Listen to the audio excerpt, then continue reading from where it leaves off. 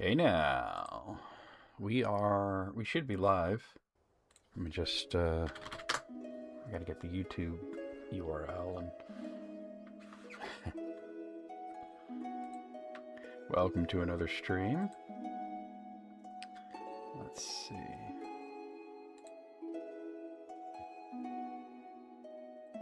There we go. To another stream.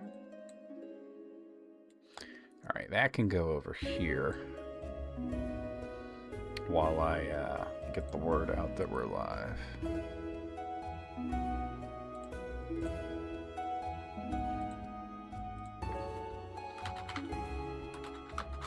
Hey Tommy, how's it going? How's it going, Tommy? And Laurel, how's it going? You guys ready for the Two Towers today? We still have more Faramir.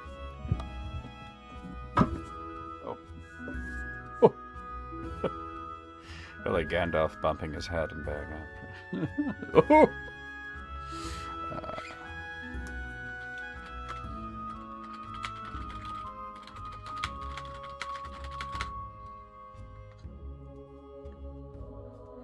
How's everybody doing today?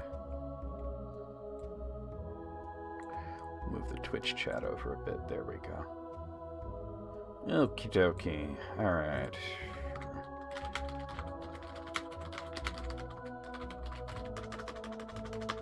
Hey, Gray, how's it going? You having that oitza?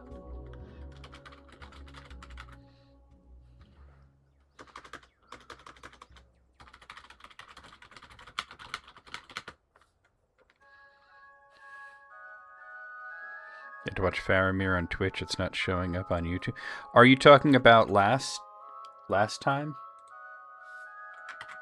I could look into that for you if you're talking about part 7.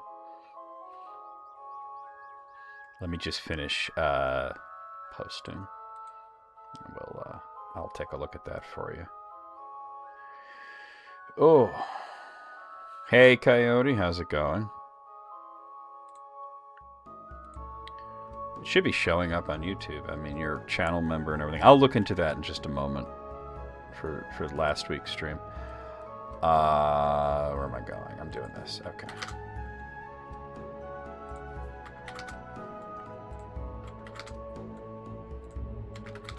You know, Twitch only keeps the broadcasts for like 10 days, I think, and then they're gone forever. There's not a whole lot I can do about that, but as for it being on YouTube, hey Sarah, how's it going? I'm gonna take a look at my YouTube dashboard right now.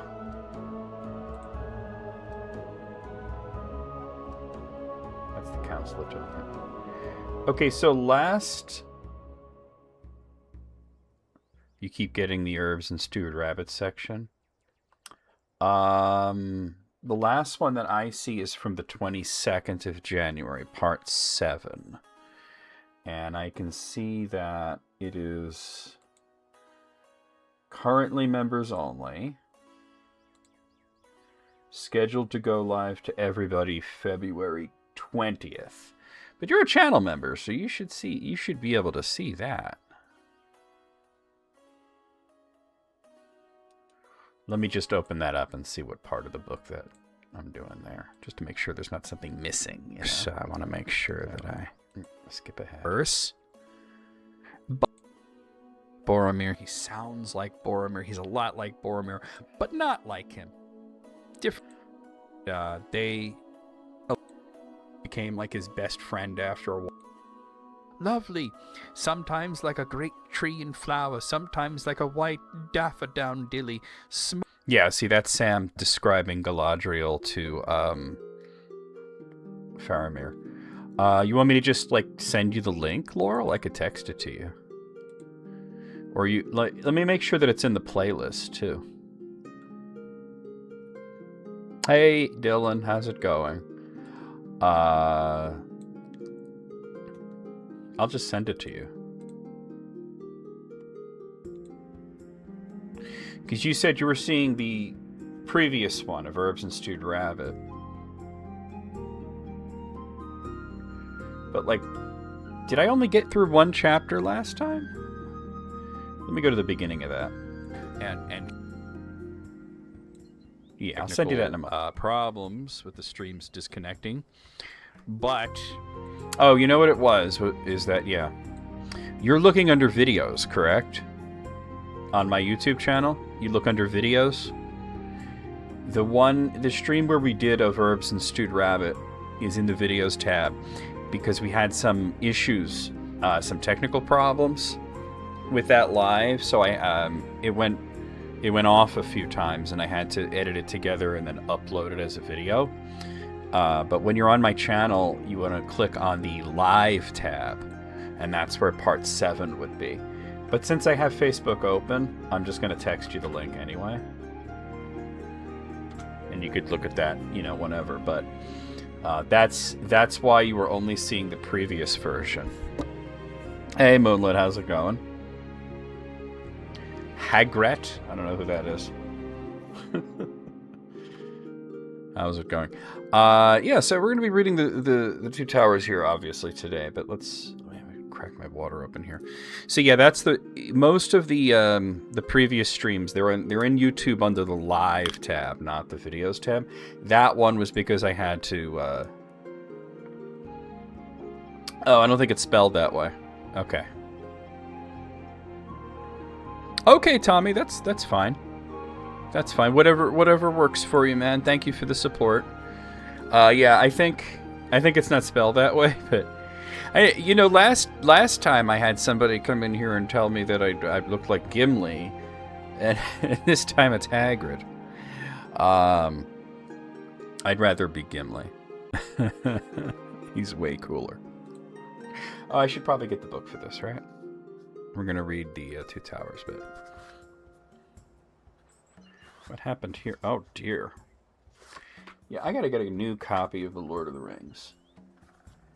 Because my old copy's fallen apart.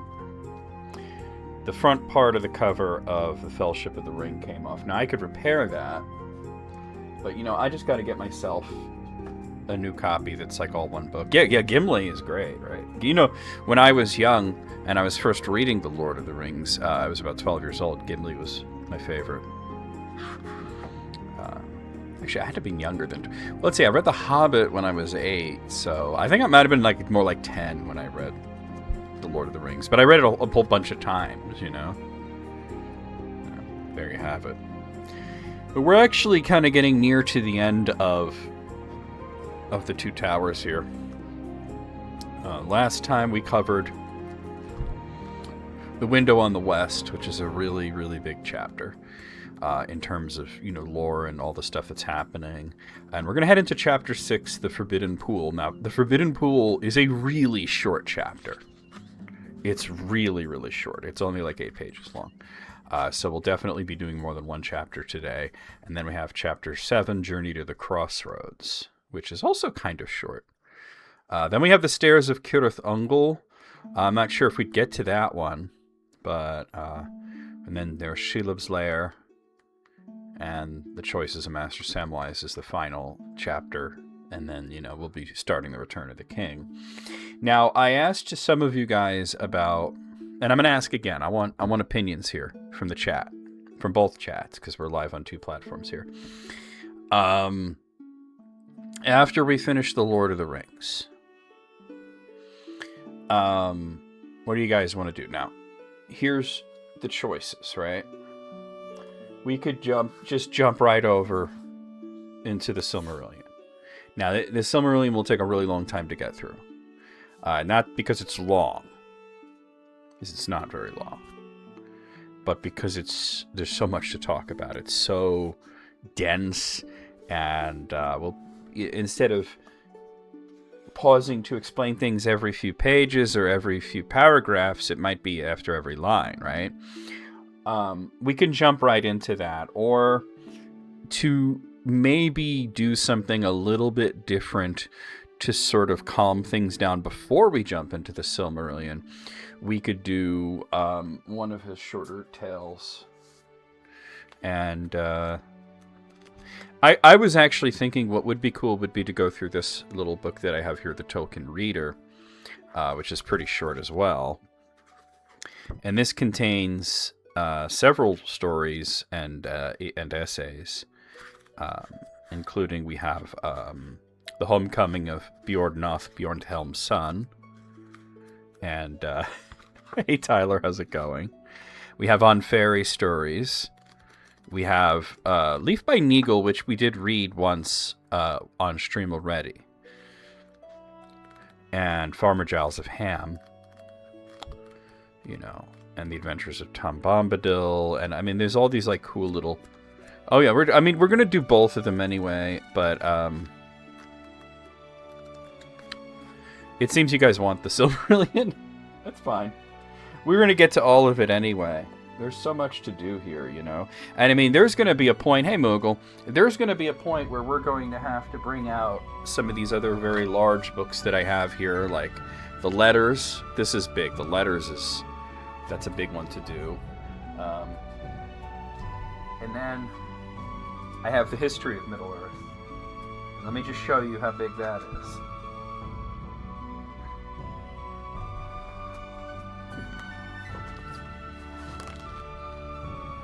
Too big for my bookcase. Tyler, you just gave a gift sub. I'll address that in a second. This is the History of Middle-earth here. As you can see, that's a lot to get through, you know. Just 3 very, very large volumes. Tyler, thank you for giving a gift sub to Seralder. I'm not familiar with the name of Seralder, but it must have been a random gift sub. Tyler, you get a free Steam game since you did a gift sub on Twitch, so I'm going to handle that real quick. And then we'll start reading the Two Towers. But it seems the feedback from the chat is, yeah, do the Silmarillion. I mean, we could also do like Beowulf or something, but we're going to do it all eventually, right? There's so much to get through, you know, and I didn't even get into all the books that are up here, you know. Let me get Tyler is owed a Steam game for my promotion on Twitch, so let me do that real quick for you. All right, where's my list of Steam games? There they are. All right, I need to get the spinny wheel up too. All right, Tyler, I'm gonna pick out a game for you real quick. It's spinning. So congratulations to Tyler, you have won a copy of Nice Day for Fishing on Steam. I'm assuming it's a fishing game. Let me just check on that for you. Oh, I didn't mean to click that, you ninny hammer. I just opened up Photoshop instead of Steam. Let's close Photoshop. Let's see what Nice Day for Fishing is.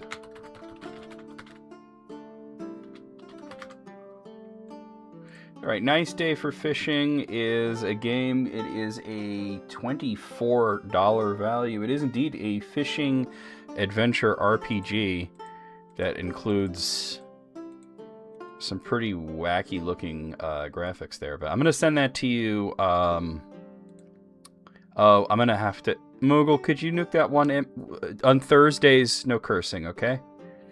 Moogle, could you just delete that one message? I'm going to whisper it to you, okay?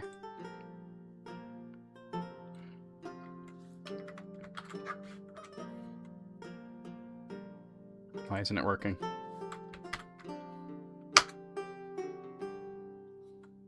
I'm trying to send it to you and it's not quite going through. Here, let me see if I can... Moogle, I need you. I'm not in moderator mode. I need somebody to handle that. Tyler, why can't I... Let me just try to... I can't seem to message Tyler for some reason. 1 second.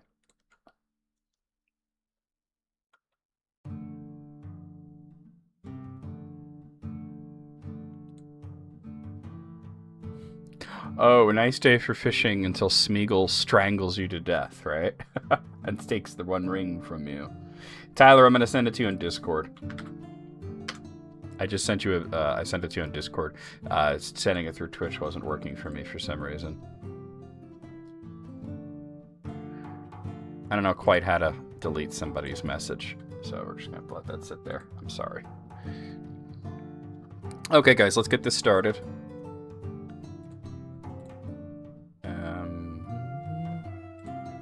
Let's come over to here. I'm going to read the two towers. We're going to kill the music. We don't need that anymore. There we go. And here we go. All right, so like I said last time, just to catch you guys up, they met Faramir, and he took them to his sort of secret base where all the rangers of the South stay, and he had a whole discussion with him over dinner, and Sam blurted out about the One Ring, and so he learned about that, and then of course Frodo was very fearful that hey Kitsail, that he was going to try to take the ring from him or bring him to Minas Tirith, but of course Faramir does not do that, and says that he's not going to do that at least. So let's go on to Chapter 6 of Book 4, which is the Forbidden Pool.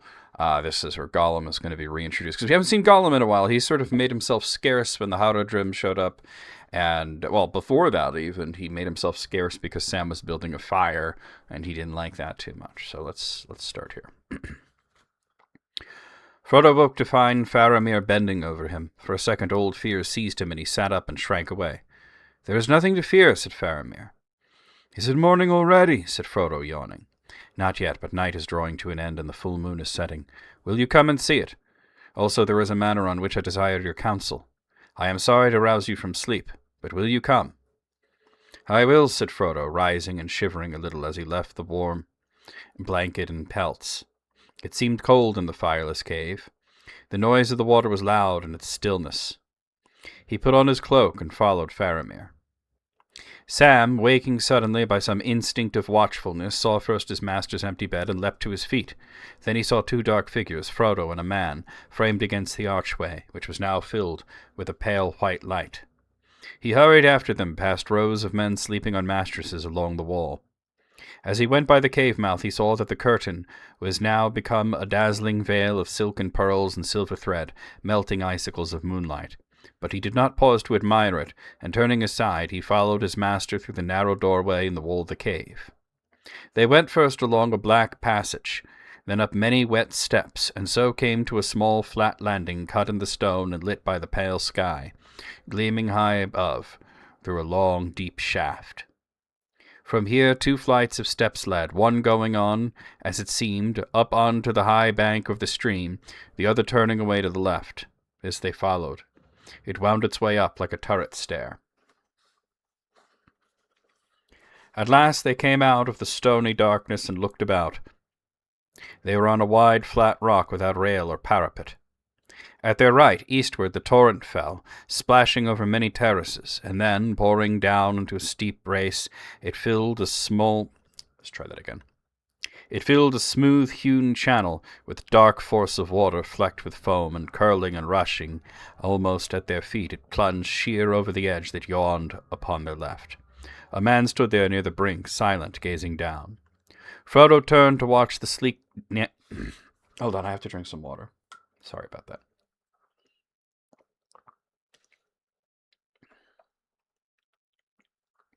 Frodo turned to watch the sleek necks of the water as they curved and dived. Then he lifted his eyes and gazed far away. The world was quiet and cold, as if drawn... I'm sorry, I can't talk today. As if dawn were near. Far off in the west, the full moon was sinking, round and white. Pale mists shimmered in the great vale below, a wide gulf of silver fume, beneath which rolled the cool night waters of the Anduin. A black darkness loomed beyond, and in it glinted, here and there, cold, sharp, remote, white as the teeth of ghosts, the peaks of Ered Nimrais, the white mountains of the realm of Gondor, tipped with everlasting snow. Oh, man. I can get rid of the bot. Hold on, I'll ban the bot. I just don't know how to, delete a message, but... when I'm not in mod view, but I can get rid of the spammer. All right, that's gone.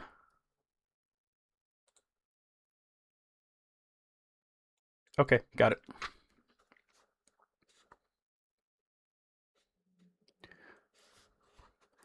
For a while Frodo stood there on the high stone, and a shiver ran through him, wondering if anywhere in the vastness of the night lands his old companions walked or slept or lay dead shrouded in mist.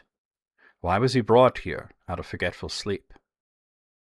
Sam was eager for an answer to the same question and could not refrain himself from muttering. For his master's ear alone, he thought, "It's a fine view, no doubt, Mr. Frodo, but chilly to the heart, not to mention the bones. What's going on?" Faramir heard and answered, "Moonset of a Gondor, fair Ithil, as he goes from Middle-earth, glances upon the white locks of old Mindolluin. It is worth a few shivers. But that is not what I brought you to see. Though as for you, Samwise, you were not brought, and do but pay the penalty of your watchfulness. A draught of wine shall amend it. Come, look now." Hey, Matt. Okay, so let's just pause there. So he used an interesting word there.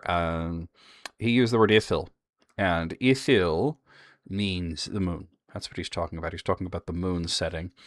And Ithil is interesting because... the fact that he said Ithil and not Isil. Now, for those of you that are channel members, you probably may have already seen the latest episode that I put up, just last night, really, so maybe you haven't seen it.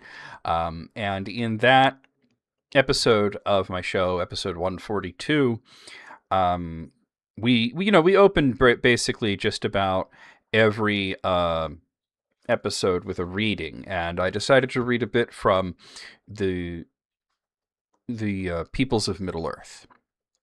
And the Peoples of Middle-earth has a section known as the Shibboleth of Feanor. And the Shibboleth of Feanor, for those of you that didn't see it or unfamiliar, the Shibboleth of Feanor is essentially a disagreement over shifting linguistics in the Quenya language. And basically, there was a letter that they had in their alphabet. As a matter of fact, we had this letter in our alphabet up until early modern English, and that was Thorn. And the letter Thorn represents a TH sound, specifically the sort of TH sound that you would hear in words like father or mother. A sort of a soft TH sound, and that's where you get words like Ithil, which means the moon. And the problem was that the elves decided at some point, or at least the Noldor decided, that they were going to replace the sound of the thorn with an S sound, so that Ithil becomes Isil.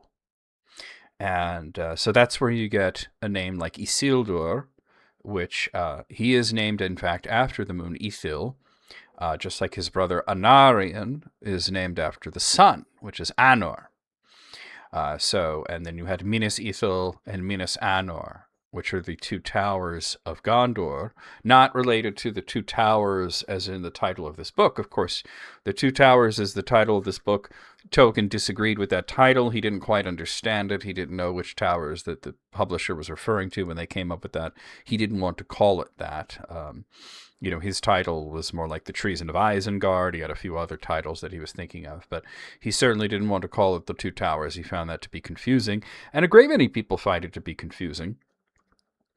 But anyway, what happened? Thank you, Dylan. That was a fun question.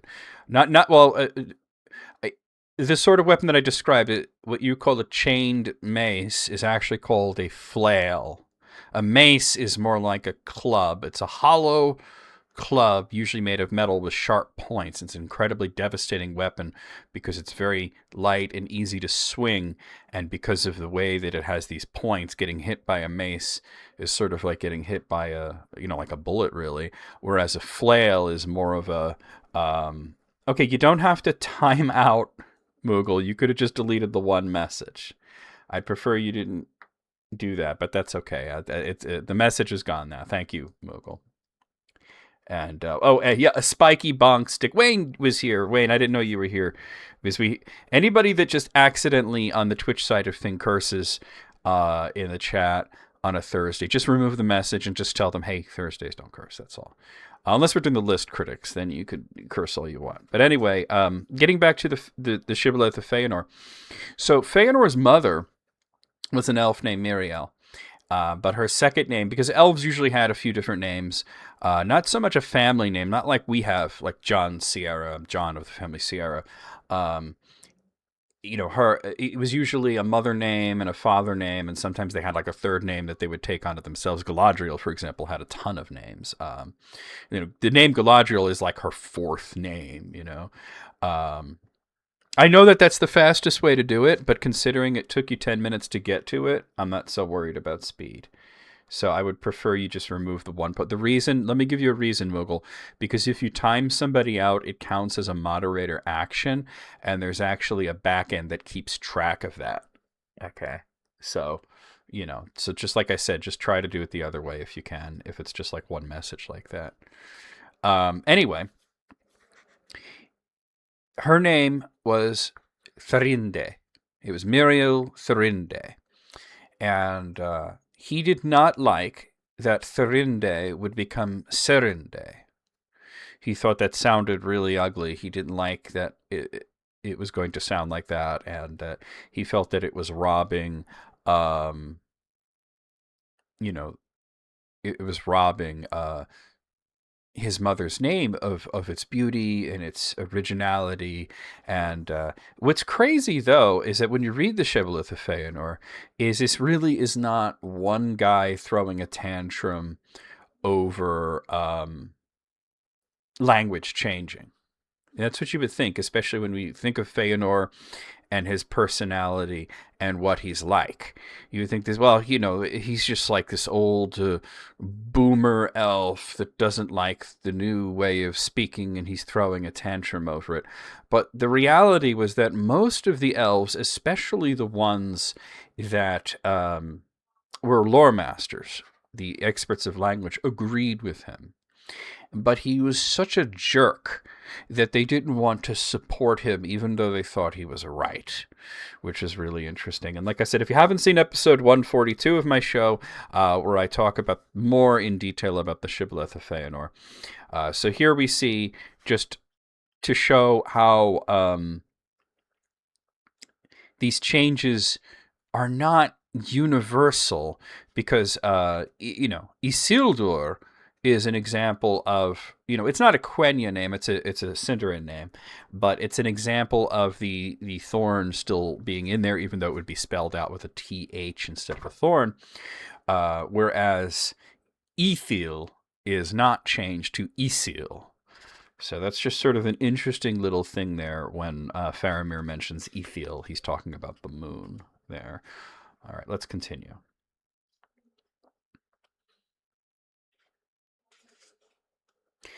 He stepped up beside the silent sentinel on the dark edge, and Frodo followed.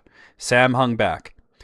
He already felt insecure enough on this high, wet platform. Faramir and Frodo looked down. Far below them they saw the white waters pour into a foaming bowl, and then swirl darkly about a deep oval basin in the rocks, until they found their way out again through a narrow gate, and flowed away, fuming and chattering into calmer and more level reaches.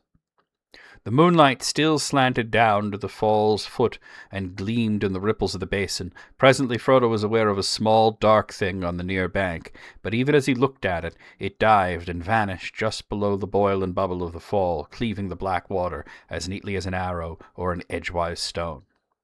Faramir turned to the man at his side. "Now what would you say that is, Anborn? A squirrel or a kingfisher? Are there black kingfishers in the night pools of Mirkwood?" "'Tis not a bird, whatever else it be," answered Anborn. "It has 4 limbs and dives manwise. A pretty mastery of the craft it shows, too. What is it at? Seeking a way up behind the curtain to our hidings? It seems we are discovered at last. I have my bow here, and I have posted other archers, nigh as good marksmen as myself, on either bank. We wait only for your command to shoot, Captain." And thank you, Tyler.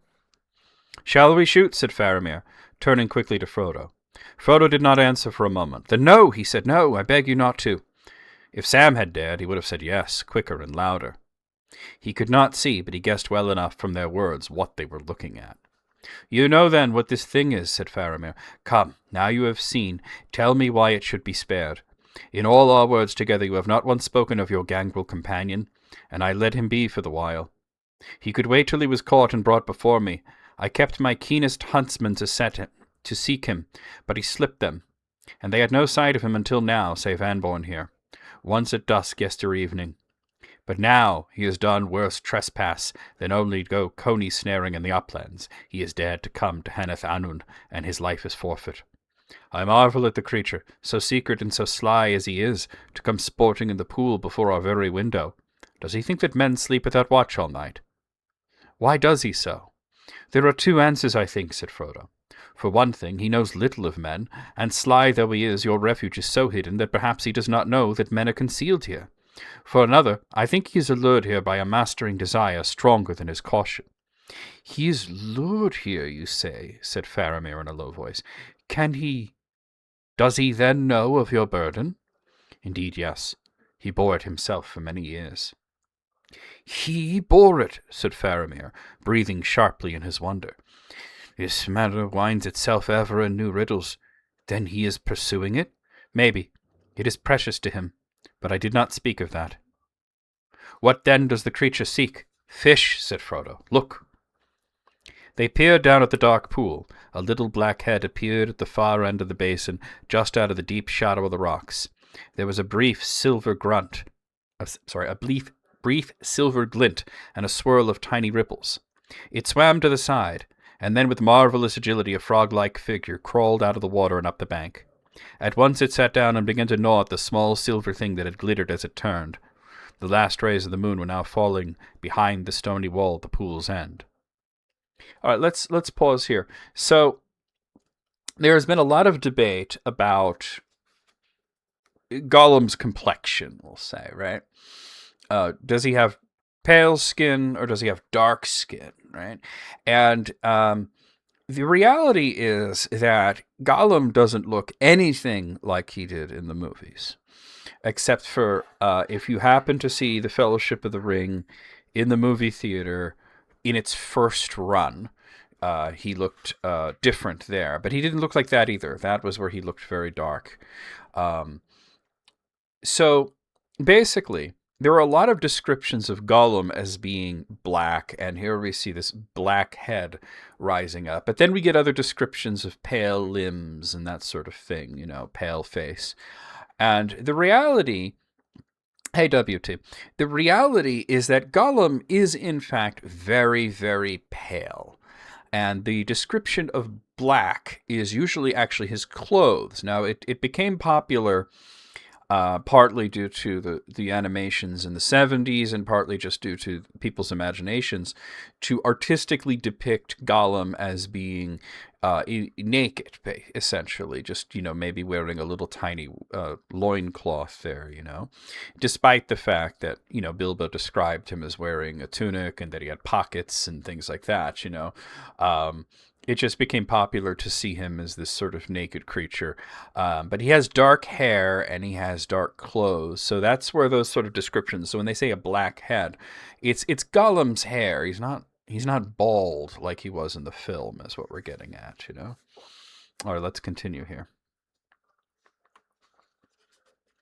These books are falling apart. I gotta get it. I have about $50 sitting in Amazon. I think I'm gonna get myself a new copy of the Lord of the Rings, and I can retire these away so that I don't accidentally damage them further, because they're older than I am, Faramir laughed softly. Fish, he said. It is a less perilous hunger. Or maybe not. Fish from the pool of Haneth Anun may cost him all he has to give. Now I have him at the arrow point, said Anborn. Shall I not shoot, Captain? For coming unbidden to this place, death is our law. Wait, Anborn, said Faramir. This is a harder matter than it seems. What have you to say now, Frodo? Why should we spare?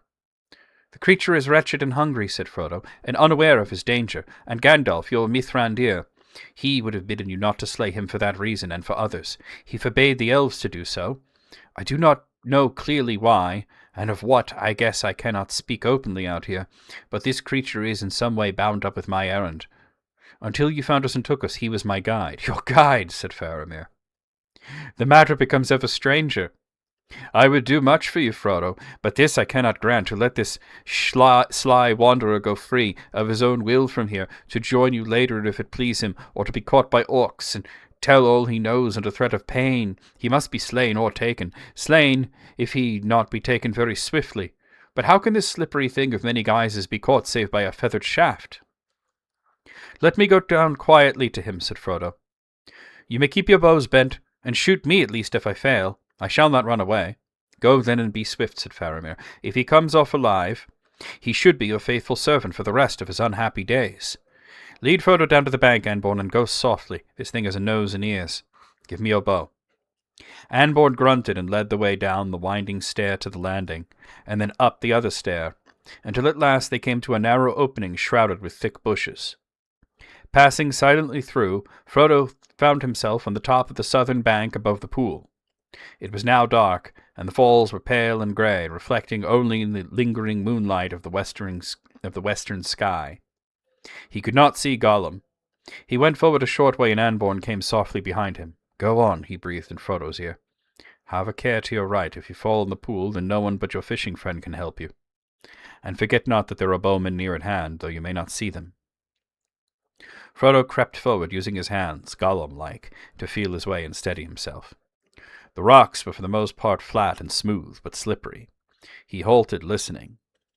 At first he could hear no sound but the unceasing rush of the fall behind him. Then presently he heard, not far ahead, a hissing murmur. Fish, nice fish. White face has vanished, my precious at last, yes. Now we can eat fish in peace.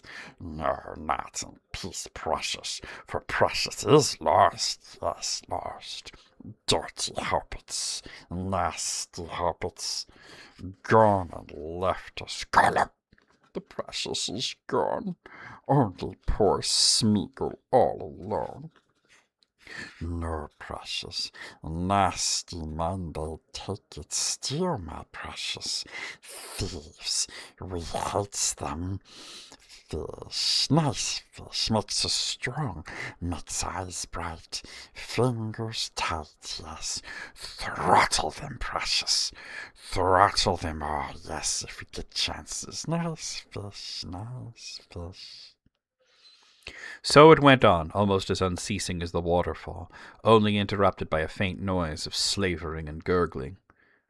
Frodo shivered, listening with pity and disgust. He wished it would stop, and that he could never hear that voice again. Anborn was not far behind. He could creep back and ask him to get the huntsman to shoot. They would probably get close enough while Gollum was gorging and off his guard. Only one true shot, and Frodo would be rid of the miserable voice forever. But no, Gollum had a claim on him now. The servant has a claim on the master for service, even service in fear. They would have found it in the dead marshes but for Gollum. Frodo knew too somewhere, quite clearly, that Gandalf would not have wished it. Smeagol, he said softly. Fish, nice fish, said the voice. Smeagol, he said, a little louder. The voice stopped. Smeagol, Master has come to look for you. Master is here. Come, Smeagol. There was no answer but a soft hiss, as of intaken breath. Come, Smeagol, said Frodo. We are in danger. Men will kill you if they find you here. Come quickly if you wish to escape death. Come to Master. No, said the voice. Not nice, Master. Leaves poor Smeagol and goes with new friends. Master can wait. Smeagol hasn't finished. There's no time, said Frodo. Bring fish with you. Come. No, must finish fish. Smeagol, said Frodo desperately. Precious will be angry. I shall take Precious, and I shall say, make him swallow the bones and choke. Never taste fish again. Come, Precious is waiting. There was a sharp hiss. Presently out of the darkness Gollum came crawling on all fours like an erring dog come to heel. He had a half-eaten fish in his mouth and another in his hand. He came close to Frodo, almost nose to nose, and sniffed at him. His pale eyes were shining. Then he took the fish out of his mouth and stood up. Nice master, he whispered. Nice hobbit, come back to poor Smeagol. Good Smeagol comes. No, let's go. Go quickly, yes. Through the trees while the faces are dark. Yes, come, let's go. Yes, we'll go soon, said Frodo, but not at once. I will go with you as I promised. I promised again. But not now. You are not safe yet. I will save you, but you must trust me. We must trust Master, said Gollum doubtfully. Well, why not go at once? Where is the other one, the cross, rude hobbit? Where is he? Away up there, said Frodo, pointing up to the waterfall. I am not going without him. We must go back to him. His heart sank. This was too much like trickery. He did not really fear that Faramir would allow Gollum to be killed, but he would probably make him prisoner and bind him, and certainly what Frodo did would seem a treachery to the poor, treacherous creature. It would probably be impossible ever to make him understand or believe that Frodo had saved his life in the only way he could. What else could he do? To keep faith as near as might be with both sides. Come, he said, or the precious will be angry. We are going back now, up the stream. Go on, you're in front. Thank you, kids. Gollum crawled along close to the brink for a little while, snuffling and suspicious. Presently he stopped and raised his head. Something's there, he said. Not a hobbit. Suddenly he turned back. A green light was flickering in his bulging eyes. Master, he hissed. Wicked, tricksy, false. He spat and stretched out his long arms with white, snapping fingers. At that moment the great black shape of Anborn loomed up behind him and came down on him. A large, strong hand took him in the nape of the neck and pinned him. He twisted round like lightning, all wet and slimy as he was, wriggling like an eel, biting and scratching like a cat. But 2 more men came up out of the shadows. Hold still, said one, or we'll stick you as full of pins as a hedgehog. Hold still. Gollum went limp and began to whine and weep. They tied him, none too gently. Easy, said Frodo. He has no strength to match you. Don't hurt him if you can help him. He'll be quieter if you don't. Smeagol, they won't hurt you. I'll go with you, and you shall come to no harm. Not unless they kill me too. Trust, master. Gollum turned and spat at him. The men picked him up, put a hood over his eyes, and carried him off. Frodo followed them, feeling very wretched. They went down through the opening behind the bushes and back down the stairs and passages into the cave. 2 or 3 torches had been lit.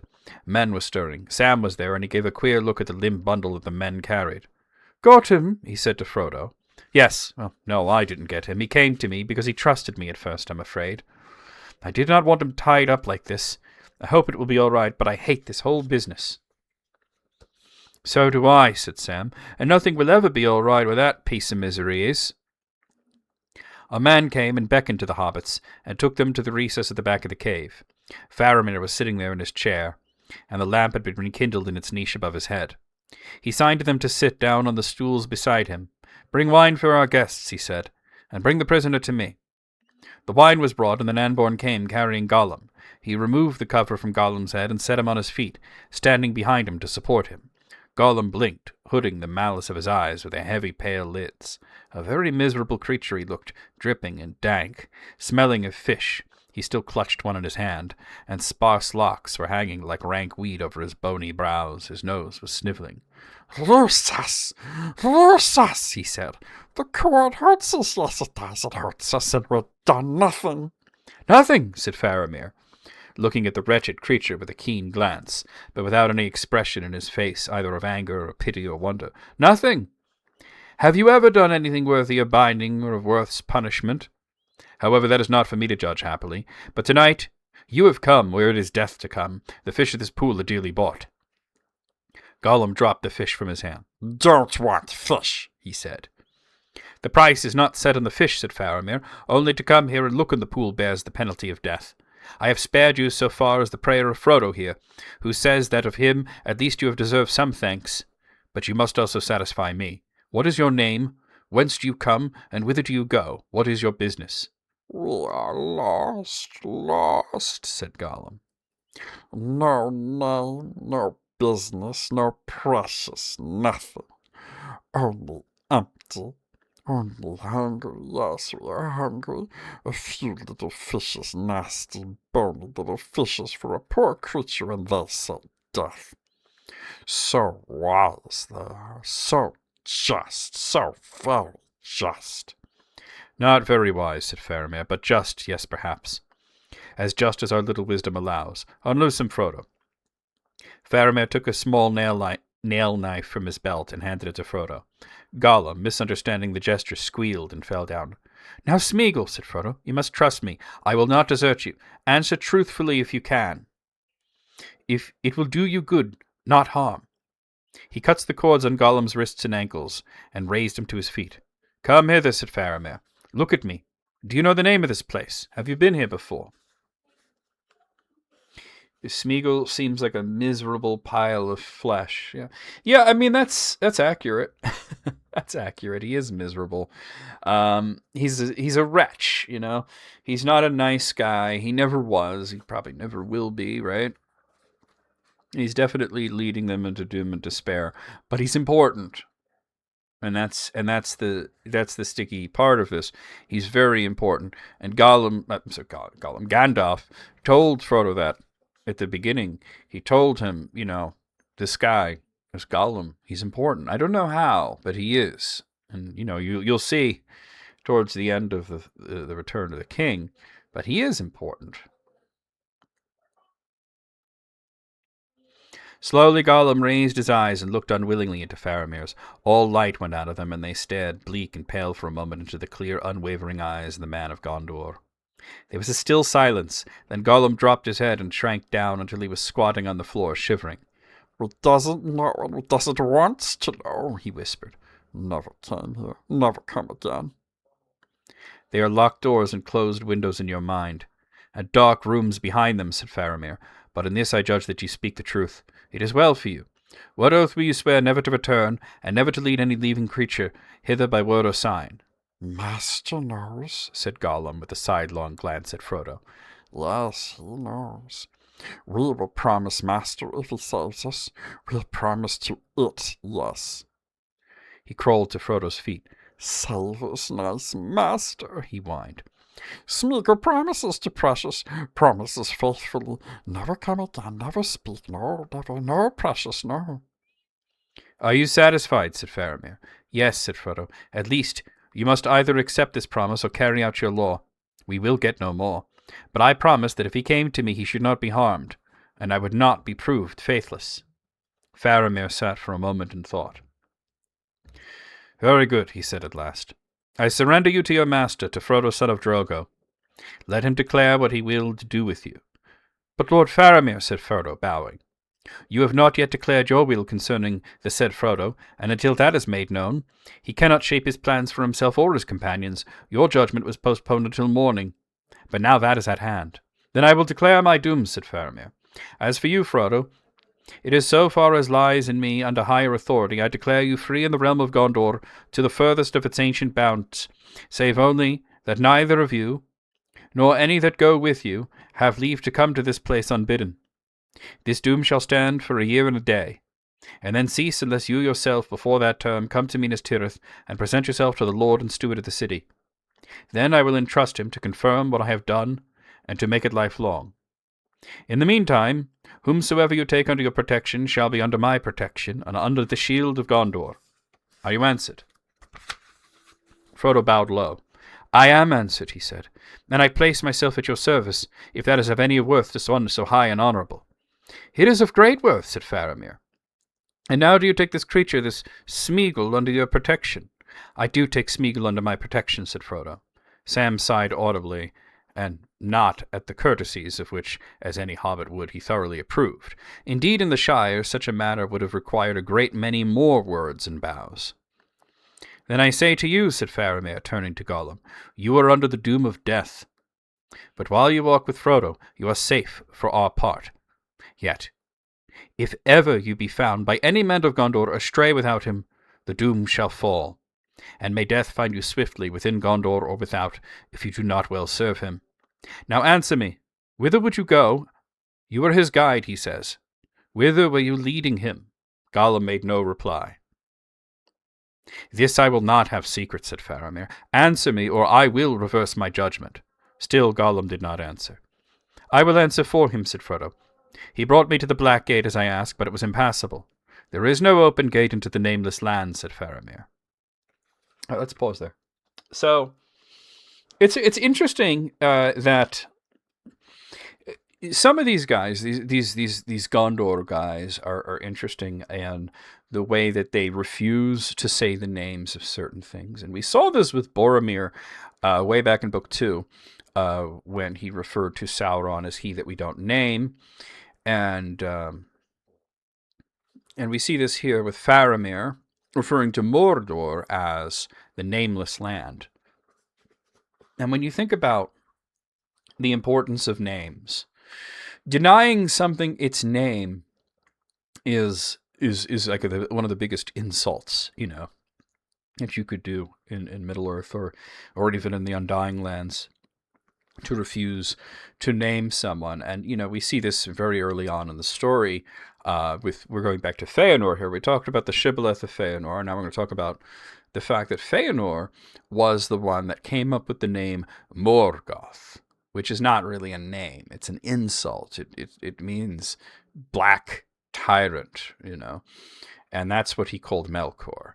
And there's another story that, Tolkien wrote, which I have up here. I just realized the light is sort of shining there. Let me fix that. There we go. Honestly, I think that might be as good as it gets right now. But there's another story that he wrote here called The Children of Húrin. And in The Children of Húrin, Húrin himself, Húrin Thalion, speaks to Melkor. Now we have to understand who Melkor is. He is Satan. There's no getting around it. He is the devil. He is the fallen angel. He's the first fallen angel. He's the mightiest of all the angels. He is the prime evil. In fact, the inventor of the entire concept of evil and destruction and chaos and discord in Tolkien's universe. And he had Húrin prisoner, and Húrin called him Morgoth Brauglir to his face. And Morgoth, I explained already, Brauglir is a very similar insult in Sindarin. And he called him that to his face. And from there happened, the rest of this, the Children of Húrin being this incredibly tragic story of Morgoth's curse on Húrin and his family. So, to use a name like that, like Morgoth or Sauron. Sauron's not a real name either. It means the abhorred, the hated. So in that case, for Boromir to even not even say that, to say that he that we do not name, and now they're not even calling Mordor, Now, Kits has a question. Would I say that first names are more important than last names in this book? Here's the thing. Last names in terms of family names, like I said, like my name, John Sierra, John of the family Sierra, very rare in Tolkien's universe. We see them a lot in The Hobbit and The Lord of the Rings simply because hobbits have them. Hobbits are very concerned with their genealogies and their families. So we have Frodo, son of Drogo of the Baggins family. Samwise, son of Hamfast of the I almost said Gardner. That's what they changed it to later, of the Gamgee family. Pippin, son of Peregrine of the Took family, and such and such and such, right? But you notice that hobbits have last names. Men usually don't. Elves never do. Sometimes they'll say of the house of. And we saw that with Gildor. Gildor gave two names. He called himself Gildor, and he called himself Inglorian. He's not Gildor of the family Inglorian. He's Gildor and he's Inglorian. They're two different names that he has. He named himself of the House of Finrod, and we talked about that when we read Book 1 and how complicated and confusing that is, because Tolkien shifted some of the names around. The longest name is probably Aragorn, because he's Aragorn the second Elisar Telcontar, and then if you break that down, Aragorn is his real name. The second, because he's the second Aragorn in his line. Elisar is the name he takes as a king. It means elf stone. And then Telkantar is his family name. So he starts his own house, the house Telkantar. And Telkantar means essentially one who carries a cross, or more poetically, it means strider. So, names are all really important. And usually when you see that second name, it's not really a last name, it's a description, or sometimes it's actually translation. One of the biggest ones, hey Alice, one of the biggest ones that we see is Legolas. Legolas is referred to as Legolas Greenleaf. What does Legolas translate as? It translates as Greenleaf. So when you're saying Legolas Greenleaf, you're saying the same thing twice in two different languages. And the reason that you're doing that is because you're saying his name and then you're giving the meaning of his name. Sometimes we get a name and then a description of the person. And Arwen is a perfect example of that. We have Arwen Undomniel, which Undomniel means the even star. And we see it with Elrond Perthel, which means half-elf. So, like I said, there aren't really like last names in that sense for elves and for men, and dwarves certainly don't have them. Even, the only dwarf that you see that has that sort of like second name is Thorin Oakenshield, but that's because he's a king. All the kings have those names, like Dane, Ironfoot, Thorin, Oakenshield. So the same with Círdan the Shipwright. Círdan means shipwright, and that's not even his actual name. That's just what he most people call him. His actual name, I believe, was Elwa. But anyway, with last names, and actual last names, with hobbits, you do see it in very formal occasions. And actually, Sam just mentioned how when he's sighing, he's just like, Faramir and Frodo are yapping. And Sam just lets out a... And the narration there, and the narration is definitely written by Sam in this section, is very quick to point out he's not sighing because of all the manners and all the bowing and the formalities, because he likes that, he approves of it, and he probably thinks that there probably should be more of that, right? In the Shire, they would be yapping back and forth a lot longer.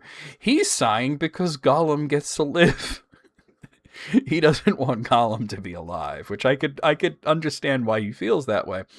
But in like I said, the hobbits are all about courtesy. This is big and really important.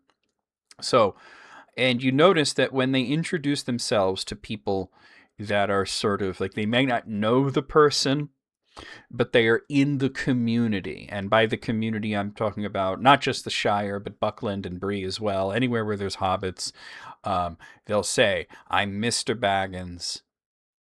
And you see this most often with Merry. Merry's an aristocrat, and he introduces himself. "I am Mr. Brandybuck. This is Mr. Baggins." And then when they move out of that area and they're no longer where there's hobbits and they start meeting people who are total strangers, not in their communities, they start adopting a different way of introducing themselves. Instead of, "I'm Mr. Baggins," it's, "I am Frodo, son of Drogo." Because that's the way that men usually do that. And we do see, I have to correct myself, we do see some men that have last names. We see Bill Ferny and we see Barlam and Butterbur, but these are exclusively men that live in Bree, which is, it's Hobbit adjacent. It's a mixed community of hobbits and men. It's right next to the Shire. As a matter of fact, that's where hobbits lived before they lived in the Shire. There was one point where they lived all over the place. And then they all migrated to Bree. And then they found the land to the west, the Shire. They called it the Suzat, which means the Shire. And if you're wondering what Shire means, it means the country. And that's where they settled. Not all of them. A lot of them stayed in Bree. And then some of them went elsewhere, the river folk. But what I'm getting at is that when we think of the European analogs, the Shire is England. And in England, last names are really important. But then when you start to travel to other parts of Europe, it's not so important. And we're seeing that with the different cultures that they come across and the way that they adapt,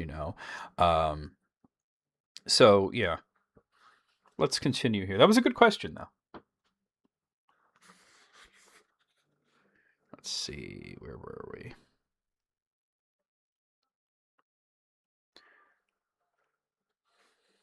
Oh, yes, yes. There is no open gate to the nameless land, said Faramir. Seeing this, we turned aside and came by the southward road, Frodo continued, for he said that there is, or there may be, a path near to Minas Ithil. Minas Morgul, said Faramir. All right, I have to stop again and discuss that. Not for very long. Minas Ithil, of course, was Isildur's city. It means the Tower of the Moon, and it's named not only after the moon, but after Isildur. We talked a little bit a while ago about the shibboleth of Feanor and the language, and how the S's and the thorn sounds are, basically the same thing. And then the other one was Minas Anor. Now, he's correcting him. It hasn't been called that in a long time. These two towers, one was built by Isildur, one was built by Anarion, but darkness has crept over Isildur city. It's now the Witch King city. It's Minas Morgul, the Tower of Sorcery. And the other one, Minas Anor, became Minas Tirith, which means the Tower of Guard. And it's not the first Minas Tirith. There was one in Beleriand a long time ago in the first age, but there you have it. Caramelized onions, smothered pork chops, and spinach with some rolls. You know what? I also had pork chops, but they were ginger and soy, which was really good, by the way. Ginger soy pork chops is what I had today. That sounds good, though. Anything with caramelized onion. You're making me hungry, even though I basically just ate. Gotta love it. Okay, let's continue. I do not know clearly, said Frodo, but the path climbs, I think, up the mountains on the northern side of the vale where the old city stands. It goes up to a high cleft, and so down to that which is beyond. Now, just to pause very briefly here, we're seeing Frodo being very, very smart. He's picking up on social cues. He knows the land is called Mordor. He's been calling it Mordor, but he notices that name is something that Faramir is not willing to say, and then he reasons that Faramir might not be willing to hear the name Mordor. He might be upset by that, so he says that which lies beyond, and it's sort of left unsaid there. Aurora Borealis, yes. At this time of year, located entirely in Minas Tirith. Oh, that was a good quote there. All right, let's continue. Do you know the name of that high pass? Said Faramir. No, said Frodo. It is called Cirith Ungol. Gollum hit. Oh, I'm sorry. Because it said Gollum. That's Faramir. It is called Cirith Ungol. Gollum hissed sharply and began muttering to himself. Is that not its name? Said Faramir, turning to him. No, said Gollum, and then he squealed as if something had stabbed him. Yes, we heard the name once. But what does the name matter to us? Master says he must get in, so we must try some other way. There is no other way to try, no. So, if you're wondering why Gollum is reacting like this to the name, Frodo has proven that he knows at least a little bit of Sindarin. Bilbo taught him, sort of enough Sindarin to go by. If you ever know somebody who doesn't speak a language fluidly, but they know just a little bit of it, where, they can order food, or they could say hello and goodbye, and they could ask you where is the bathroom, and that sort of thing, right? That's Frodo's familiarity with the Sindarin language. We saw that he's not completely fluent in it, and we saw that actually in the beginning of Book 2, when Bilbo kept referring to his friend the Dunedain. And then that turns out to be Aragorn, and Frodo's like, wow, you got a lot of names, man. You're Strider, you're Aragorn, you're the Dunedain, and or you says you're Dunedain, and Bilbo corrects him. He says, the Dunedain. It means Dunedain, man of the West, from Numenor. I thought I taught you enough Elvish to know that. So Gollum himself has picked up on the fact that Frodo knows a little bit of Elvish, not enough though. And he doesn't want Frodo to know that the place that he's going to be going through is called Cirith Ungol, because it means cleft of the spider. So, if Frodo had picked up on that, he might have said, wait a minute, why are you leading me into a place called Cleft of the Spider? Hold on a moment there. No other way, said Faramir. How do you know that? And who has explored all the confines of that dark realm? He looked long and thoughtfully at Gollum. Presently he spoke again. Take this creature away, Anborn. Treat him gently, but watch him. And do not you, Smeagol, try to dive into the falls. The rocks have teeth there as will slay you before your time. Leave us now and take your fish. Anborn went out and Gollum went cringing before him. The curtain was drawn across the recess. Frodo, I think you do very unwisely in this, said Faramir. I do not think you should go with that creature. It is wicked. No, not altogether wicked, said Frodo. Not wholly, perhaps, said Faramir, but malice eats it like a canker, and the evil is growing. He will lead you to no good. If you will part with him, I will give him safe conduct and guidance to any point on the borders of Gondor that he may name. He will not take it, said Frodo. He will follow after me, as he has long done, and I have promised many times to take him under my protection and to go where he led. You would not ask me to break faith with him. No, said Faramir, but my heart would. For it seems less evil to counsel another man to break troth than to do one himself, especially if one sees a friend bound unwitting to his own harm. But no, if he will go with you, you must now endure him. But I do not think you are holden to go to Cirith Ungol, of which he has told you less than he knows. That much I perceive clearly in his mind. Do not go to Cirith Ungol. Then where shall I go, said Frodo? Back to the Black Gate, and deliver myself up to the guard. What do you know against this place that makes its name so dreadful? Nothing certain, said Faramir. We of Gondor do not ever pass east of the road in these days, and none of us younger men has ever done so, nor has any of us set foot upon the mountains of shadow. Of them we know only old report and the rumour of bygone days. But there is some dark terror that dwells in the passes above Minas Morgul. If Cirith Ungol is named, old men and masters of lore will blanch and fall silent. So here you see that even Faramir doesn't really know what Cirith Ungol means. He doesn't know that it means cleft of the spider. He doesn't know what makes it so dangerous. He just knows this is the place that if you say the name, all these old guys, these really hard guys that have seen so much, they go white. So he's thinking this little man and his gardener and this creature are going to go through that? That can't be good. The valley of Minas Morgul passed into evil very long ago, and it was a menace and a dread, while the banished enemy dwelt yet far away. And Ithilien was still for the most part in our keeping. As you know, that city was once a strong place, proud and fair, Minas Ithil, the twin sister of our own city.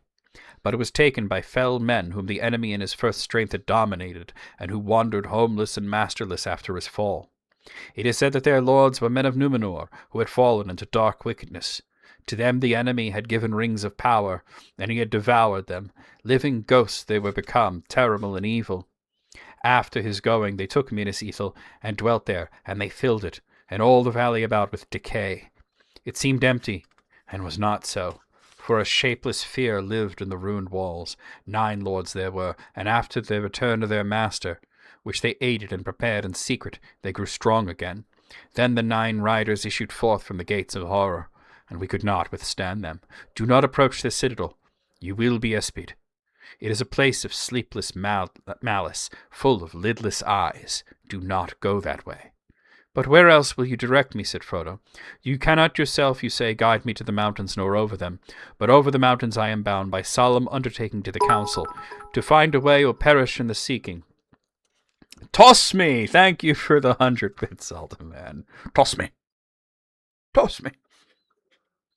Don't tell the elf. Thank you, Zaldaman, for the tip. Let's see. Here we go. And if I turn back, refusing the road and its bitter end, where then shall I go among elves or men? Would you have me come to Gondor with this thing? The thing that drove your brother mad with a desire? What spell would it work in Minas Tirith? Shall there be 2 cities of Minas Morgul grinning at each other across a dead land filled with rottenness? I would not have it so, said Faramir. Then what would you have me do? I know not. Only I would not have you go to death or to torment, and I do not think that Mithrandir would have chosen this way. Yet since he is gone, I must take paths as I can find, and there is no time for long searching, said Frodo.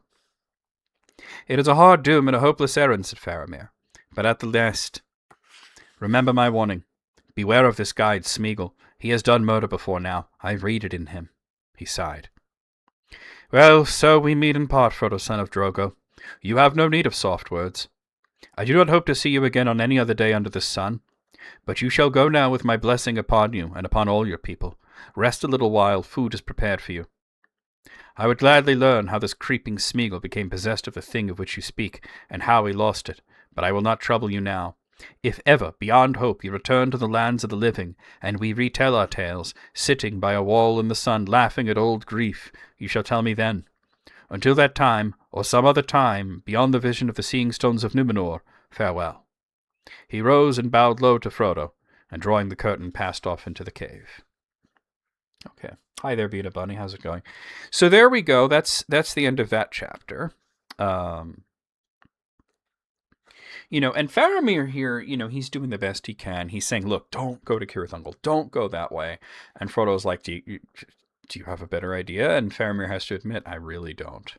I really, really don't. And I really wish I did. But I really, really don't. There's not, like a safe way into Mordor. And one of the questions that I get that is incredibly persistent and incredibly impossible to really answer is, if Gandalf had not died in Moria, which of course was temporary for him, as he is an Ainu, but that really was a big setback for him, and it separated him from Frodo. What path would he have had Frodo take into Mordor? And thank you again, Zelda Man, for the tip there. Thank you so much for your continued support. And it's impossible to say how would Gandalf had the Fellowship, not all of them, of course, because not all of them were going to go to Mordor, certainly not Boromir. How would he have split up the group, and how would he have had the group going to Mordor, which we would have to assume would have included himself? How would they have gotten into Mordor? And I can only guess that that Gandalf probably would have used his abilities, his magic, to cloak them in a way that they would not be seen so easily, and that he would have found a way in, much as he snuck into Dol Guldur and found, Thrain in the dungeons of the Necromancer there. Because the first time that he went to Dol Guldur, a lot of people miss this, that he went there 3 times, not twice, but 3 times. It only, like twice is mentioned in the Lord of the Rings and in the Hobbit, but the Silmarillion breaks it down a little that he went there 3 times. And the first time he went there, he went there openly, and Sauron perceived him and hid and left. The second time, though, Gandalf went there cloaked and unseen. And considering the fact that he's incarnate, that's really, really powerful magic for him to be able to do that. So we can assume that he would have used some sort of trickery, some device, we might say, to be able to sneak into Mordor. But of course it was not meant to happen that way, because if Gandalf goes to Mordor, there's a lot of other things that he needs to do that don't get done in Rohan, in Gondor. So he had to fall to the Balrog. Anyway, let's move on to the 7th chapter of Book 4, which is called Journey to the Crossroads. This is also a pretty short chapter. Frodo and Sam returned to their beds and lay there in silence, resting for a little, while men bestirred themselves and the business of the day began. After a while water was brought to them, and then they were led to a table where food was set for 3. Faramir broke his fast with them. He had not slept since the battle the day before, yet he did not look weary. When they had finished, they stood up. "May no hunger trouble you on your road," said Faramir. "You have little provision, but some small store of food fit for travelers I have ordered to be stowed in your packs. You will have no lack of water as you walk in Ithilien, but do not drink any of the stream that flows in from Imlad Morgul, the Valley of Living Death. This I must also tell you, my scouts and watchers have all returned, even some that have crept within sight of the Moranon. Mordor, by the way, is the Black Gate. They all find a strange thing. The land is empty. Nothing is on the road, and no sound of foot or horn or bowstring is anywhere to be heard. A waiting silence broods above the nameless land. I do not know what this portends, but time draws swiftly to some great conclusion. Storm is coming. Hasten while you may. If you are ready, let us go. The sun will soon rise above the shadow. The hobbits' packs were brought to them, a little heavier than they had been, and also 2 stout staves of polished wood, shod with iron, and with carven heads through which ran plated leathern thongs. I have no fitting gifts to give you at our parting, said Faramir, but take these staves. They may be of service to those who walk or climb in the wild. The men of the White Mountains use them, though these have been cut down to your height and newly shod. They are made of the fair tree Lebethron, beloved in the wood rites of Gondor, and a virtue has been set upon them of finding and returning. May that virtue not wholly fall under the shadow into which you go. The hobbits bowed low. Most gracious host, said Frodo, it was said to me by Elrond Half-Elven that I should find friendship upon the way, secret and unlooked for. Certainly I looked for no such friendship as you have shown.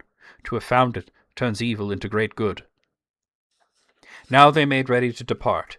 Gollum was brought out of the corner or hiding-hole, and he seemed better pleased with himself than he had been, though he kept close to Frodo and avoided the glance of Faramir. Your guide must be blindfolded, said Faramir, but you and your servant Samwise I release from this if you wish.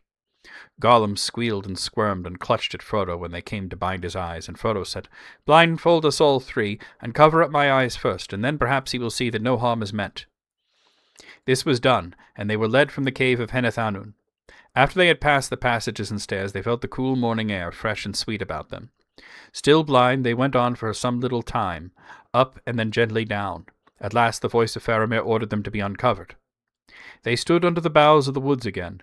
No noise of the falls could be heard, for a long southward slope lay now between them and the ravine in which the stream flowed. To the west they could see light through the trees, as if the world there came to a sudden end at a brink looking out only on the sky. Here is the last parting of our ways, said Faramir. If you take my counsel, you will not turn eastward yet. Go straight on, for thus you will have the cover of the woodland for many miles. On your west is an edge, where the land falls into great vales, sometimes suddenly and sheer, sometimes in long hillsides. Keep near to this edge in the skirts of the forest. In the beginning of your journey, you may walk under daylight, I think. The land dreams in a false peace, and for a while all evil is withdrawn. Fare you well while you may. He embraced the hobbits then, after the manner of his people, stooping and placing his hands upon their shoulders and kissing their foreheads. Go with the good will of all good men, he said. They bowed to the ground. He then turned, and without looking back, he left them and went to his 2 guards that stood a little distance away. They marveled to see with what speed these green-clad men now moved, vanishing almost in the twinkling of an eye. The forest where Faramir had stood seemed empty and drear, as if a dream had passed. Frodo sighed and turned back southward. As if to mark his disregard of all such courtesy, Gollum was scrabbling in the mold at the foot of a tree. Hungry again already, thought Sam. Well, now forward again. Have they gone at last? Said Gollum. Nasty, wicked man. Smeagol's neck still hurts him. Yes, it does. Let's go. Yes, let us go, said Frodo. But if you could only speak ill of those men who showed you mercy, keep silent. Nice master, said Gollum. Smeagol was only joking. Oh dear. Has something happened? Hold on. I think we may have had an issue. I hope that that's not the case, but... Hold on. Is the stream down or is it up?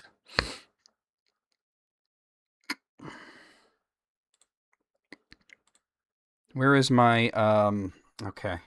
Yeah, on YouTube it seems to have halted.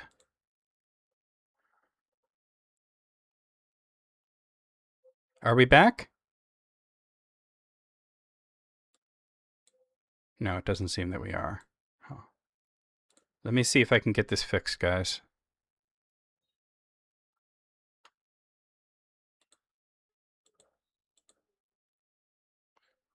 I'm not sure that we're,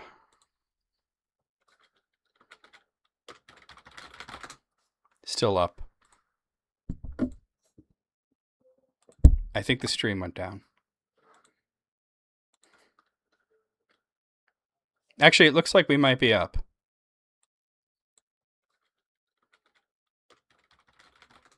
I think... Okay, we're good. We're back. We're back. Sorry about that, everybody. We're back. Okay, I was really hoping that it would come back quickly, because if it didn't, well, it's not such a pain in the butt for Twitch, but it's a pain in the butt for YouTube. Okay, so for those of you who were, who were watching and listening, and then the stream stopped working for a brief moment there. Looks like we had a bit of a blip there. Can you tell me what was about where I need to go back to? Because we were reading, and I'm going to have to obviously back up a little bit for you guys. If you can give me some idea of what was the last thing you heard before it went down for that brief period. Yeah, we definitely had like a slight blip, which is not too bad. This only happens when I'm streaming to both YouTube and Twitch at the same time. Dreary. Okay, thank you, Kits. That tells me everything I need to know. Okay. I'll go back there. Thank you. Well, I think drear was the word, but I understand immediately what you're talking about. So you're talking about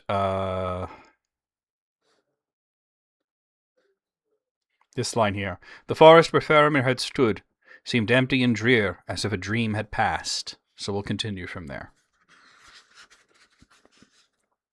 Frodo sighed and turned back southward, as if to mark his disregard of all such courtesy. Gollum was scrabbling in the mold at the foot of a tree. Hungry again already, thought Sam. Well, now for it. Have they gone at last? Said Gollum.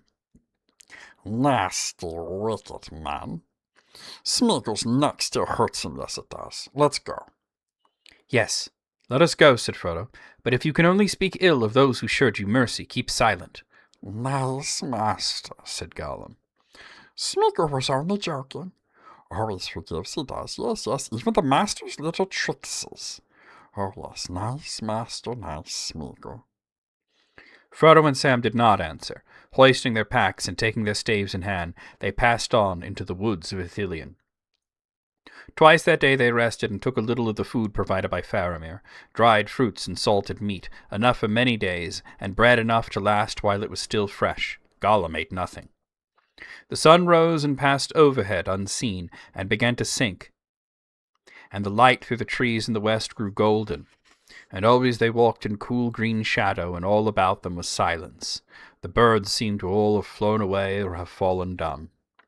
Darkness came early to the silent woods, and before the fall of night they halted, weary, for they had walked 7 leagues or more from Henethanun. Frodo lay and slept away the night on the deep mold beneath an ancient tree. Sam beside him was more uneasy. He woke many times, but there was never a sign of Gollum, who had slipped off as soon as the others had settled to rest. Whether he had slept by himself in some hole nearby, or had wandered restlessly prowling through the night, he did not say, but he returned with the first glimmer of light and roused his companions. Must get up. Yes, they must, he said. Long ways to go still, south and east. Hobbits must make haste. That day passed much as the day before had gone, except that the silence seemed deeper, the air grew heavy, and it began to be stifling under the trees. It felt as if thunder was brewing. Gollum often paused, sniffing the air, and then he would mutter to himself and urge them to greater speed.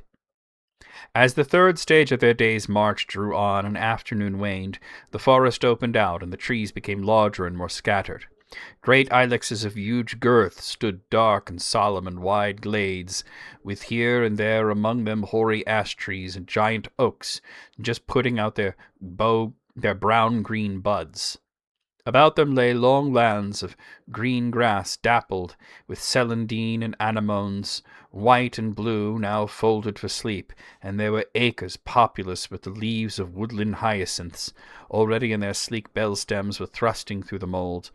No living creature, beast, or bird was to be seen, but in these open places Gollum grew afraid, and they walked now with caution, flitting from one long shadow to another.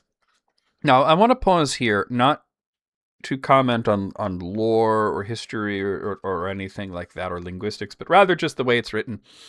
That last paragraph there, starting from, as the third stage of the day's march drew on, very sort of prose poemish, very similar to sort of like, The Green Knight, for example.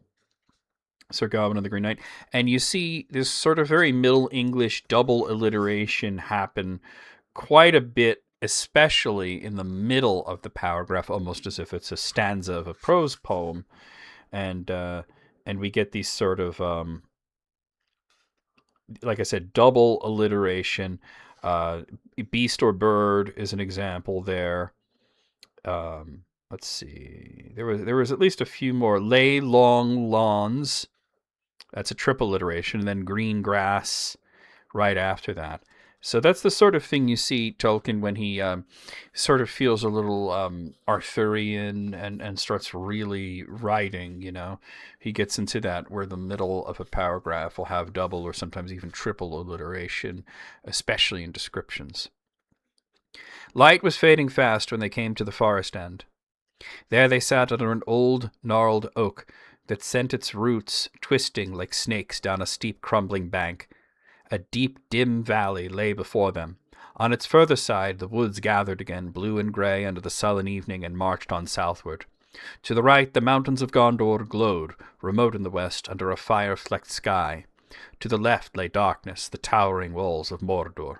And out of that darkness the long valley came, falling steeply into an ever-widening trough towards the Anduin.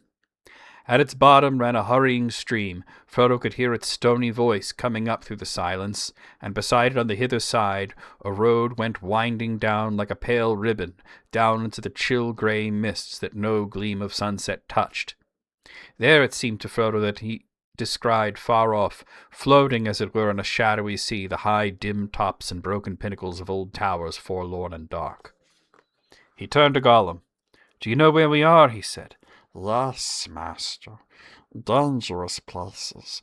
This is the road from the Tower of the Moon, master, down to the ruined city by the shores of the river. The ruined city, yes. Very nasty place full of enemies. We shouldn't have taken men's advice. Hobbits have come a long way out of the path. Must go east now, away up there. He waved his skinny arm toward the darkling mountains. And we can't use this road. Oh, no. Cruel peoples come this way down from the tower. Frodo looked down onto the road. At any rate, nothing was moving on it now. It appeared lonely and forsaken, running down to empty ruins in the mist. But there was an evil feeling in the air, as if things might indeed be passing up and down that eyes could not see. Frodo shuddered as he looked again into the distant pinnacles, now dwindling into night, and the sound of the water seemed cold and cruel, the voice of Morgulduin, the polluted stream that flowed from the Valley of the Wraiths. "What shall we do?" he said. We have walked long and far. Shall we look for some place in the woods behind where we can lie hidden?" "No good at hiding in the dark," said Gollum. "It's in day that hobbits must hide now, yes, in day." "Oh, come," said Sam. "We must rest for a bit, even if we get up again in the middle of the night. There'll still be hours of dark then. Time enough for you to take us on a long march if you know the way." Gollum reluctantly agreed to this, and he turned back toward the trees, working eastward for a while along the straggling edges of the wood. He would not rest on the ground so near the evil road, and after some debate they all climbed up into the crotch of a large holm oak, whose thick branches, springing together from the trunk, made a good hiding place and a fairly comfortable refuge. Night fell, and it grew altogether dark under the canopy of the tree. Frodo and Sam drank a little water and ate some bread and dried fruit, but Gollum at once curled up and went to sleep. The hobbits did not shut their eyes. It must have been a little after midnight when Gollum woke up. Suddenly they were aware of his pale eyes, unlidded, gleaming at them. He listened and sniffed, which seemed, as they have noticed before, his usual method of discovering the time of night. "Have we rested? Have we had a beautiful sleep?" he said. "Let's go." "We aren't and we haven't," growled Sam. "But we'll go if we must." Sam dropped at once from the branches of the tree onto all fours, and the hobbits followed more slowly. I'm sorry, Gollum dropped, not Sam. As soon as they were down, they went on again with Gollum leading eastward to the dark sloping land. They could see little, for the night was now so deep that they were hardly aware of the stems of trees before they stumbled against them. The ground became more broken and walking was more difficult, but Gollum seemed in no way troubled. He led them through thickets and wastes of brambles, sometimes round the lip of a deep cleft of dark pit, sometimes down to black bush-shrouded hollows and out again. But if ever they went a little downward, always the further slope was longer and steeper. They were climbing steadily. At their first halt they looked back, and they could dimly perceive the roofs of the forest they had left behind, lying like a vast dense shadow, a darker night under the dark blank sky. There seemed to be a great blackness looming slowly out of the east, eating up the faint blurred stars. Later the sinking moon escaped from the pursuing cloud, but it was ringed all about with a sickly yellow glare. At last Gollum turned to the hobbits. "Day is soon," he said. "Hobbits must hurry. Not safe to stay in the open in these places. Make haste." He quickened his pace, and they followed him warily. Soon they began to climb up on a great hog-back of land. For the most part it was covered with a thick growth of gorse and whortleberry and low, tough thorns, though here and there clearings open, the scars of recent fires. The gorse bushes became more frequent as they got nearer the top. Very old and tall they were, gaunt and leggy below, but thick above, and already putting out yellow flowers that glimmered in the gloom and gave faint sweet scent. So tall were the spiny thickets that the hobbits could walk upright under them, passing through long, dry aisles carpeted with a deep, prickly mold. So I just want to say, once again, in these paragraphs, it's very descriptive.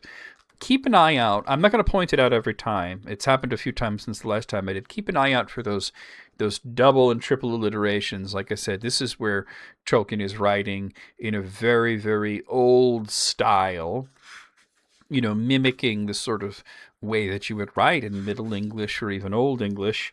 Of course, he is writing in Modern English, but we see here growth of gorse is a bit there of double alliteration, and there was at least one more in that one. Let's see, gorse.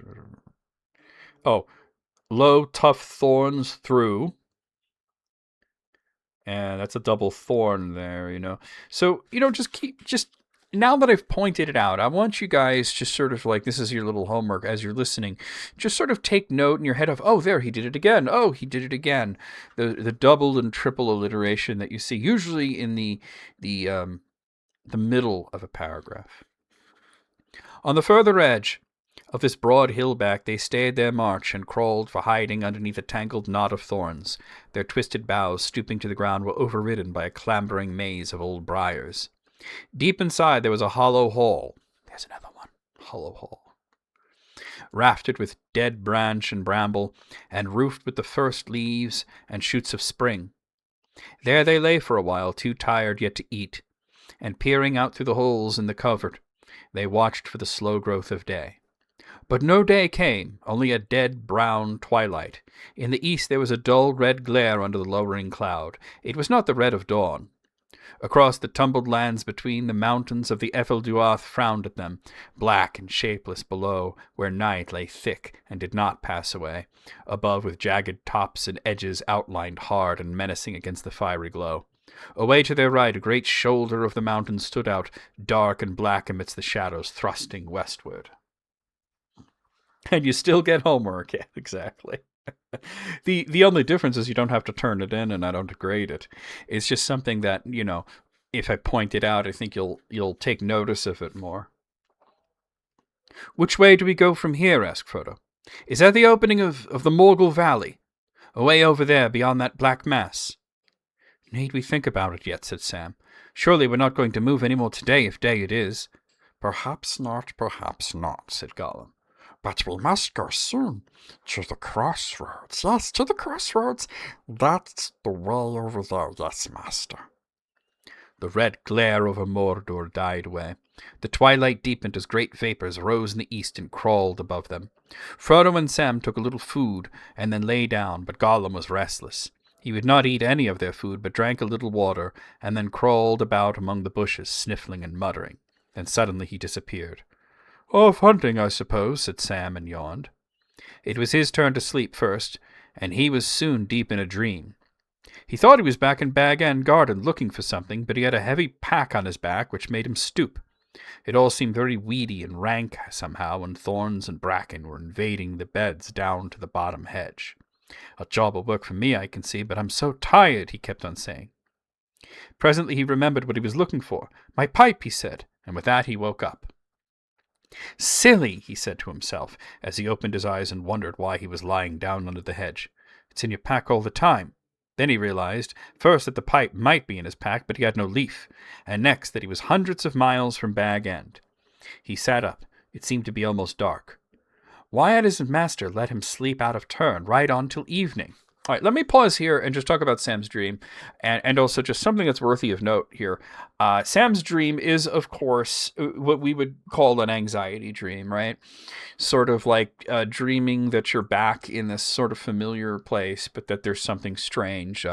Sort of like, oh, I dreamt that I was back in high school and that I had to give a report, but then I was naked, that sort of thing. And all my teeth fell out, And in this case, he's back in the garden of Bag End, and it's overgrown, and he's got to deal with it.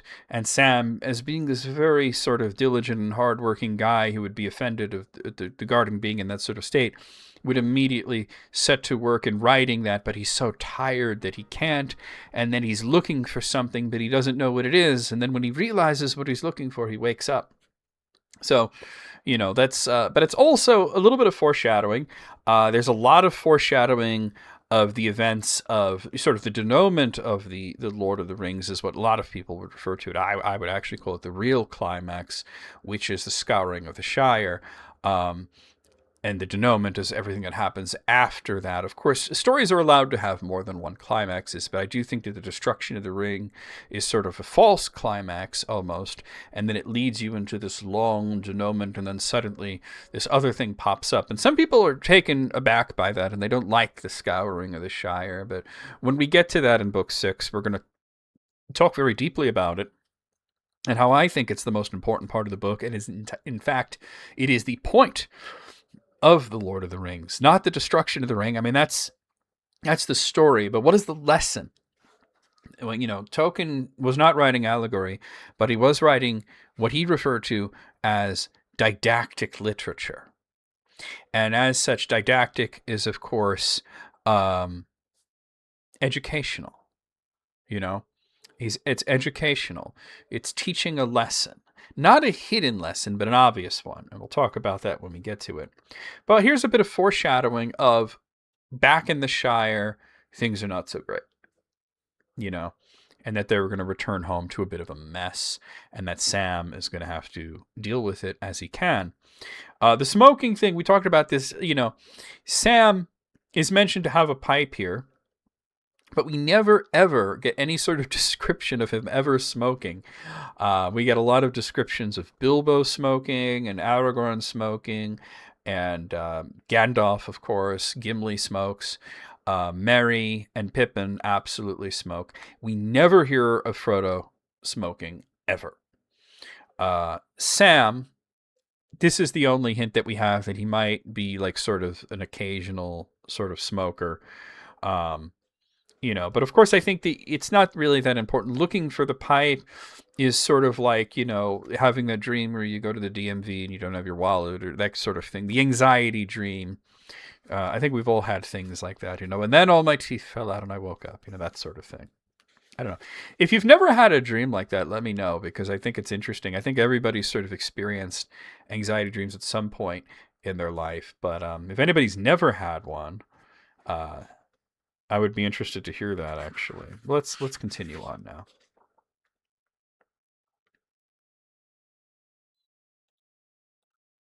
"Haven't you had no sleep, Mr. Frodo?" he said. "What's the time? Seems to be getting late." "No, it isn't," said Frodo, "but the day is getting darker instead of lighter, darker and darker. As far as I can tell, it isn't midday yet, and you've only slept for about 3 hours." "I wonder what's up," said Sam. "Is there a storm coming? If so, it's going to be the worst there ever was. We shall wish we were down in a deep hole, not stuck under a hedge." He listened. "What's that? Thunder or drums, or what is it?" "I don't know," said Frodo. It's been going on for a good while now. Sometimes the ground seems to tremble. Sometimes it seems to be the heavy air throbbing in your ears. Sam looked round. Where's Gollum? He said. Hasn't he come back yet? No, said Frodo. There hasn't been sign or sound of him. Well, I can't abide him, said Sam. In fact, I've never taken anything on a journey that I'd have been less sorry to lose on the way.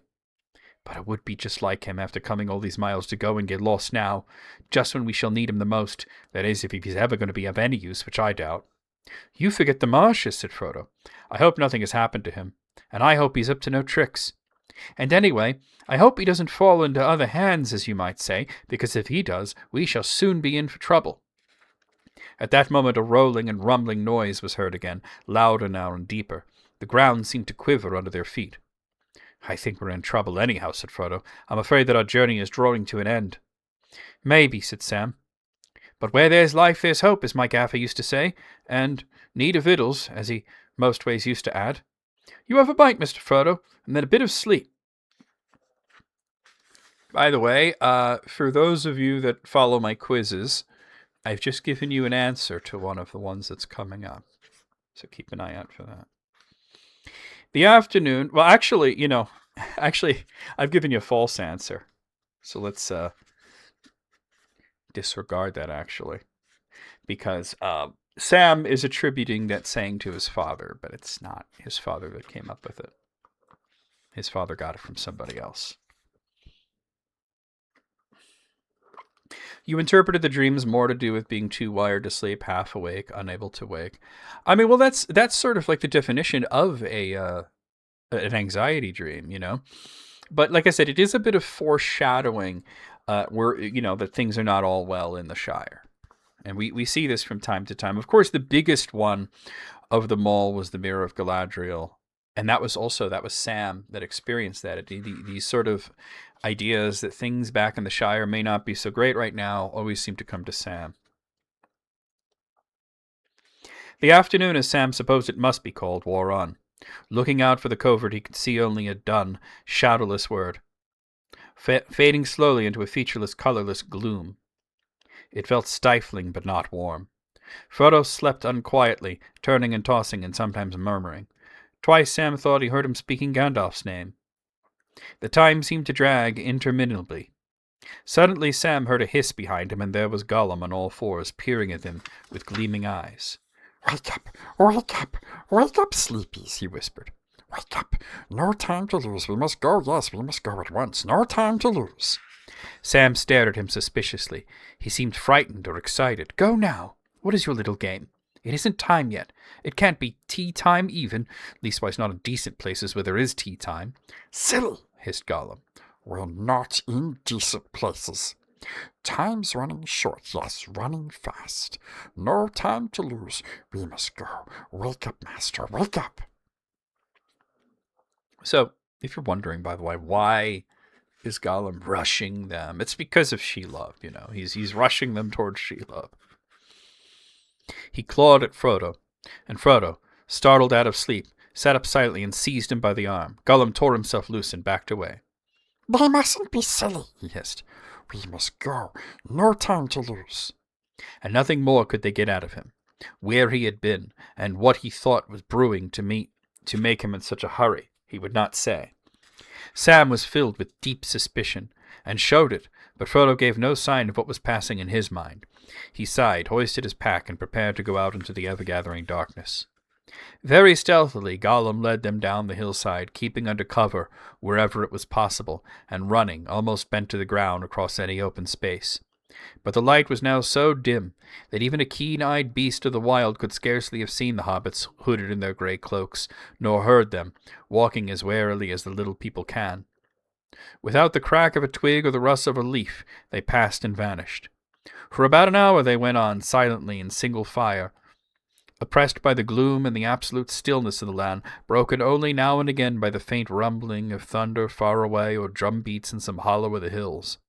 Down from their hiding place they went, and turning south they steered as straight a course as Gollum could find, across a long broken slope that leaned up toward the mountains.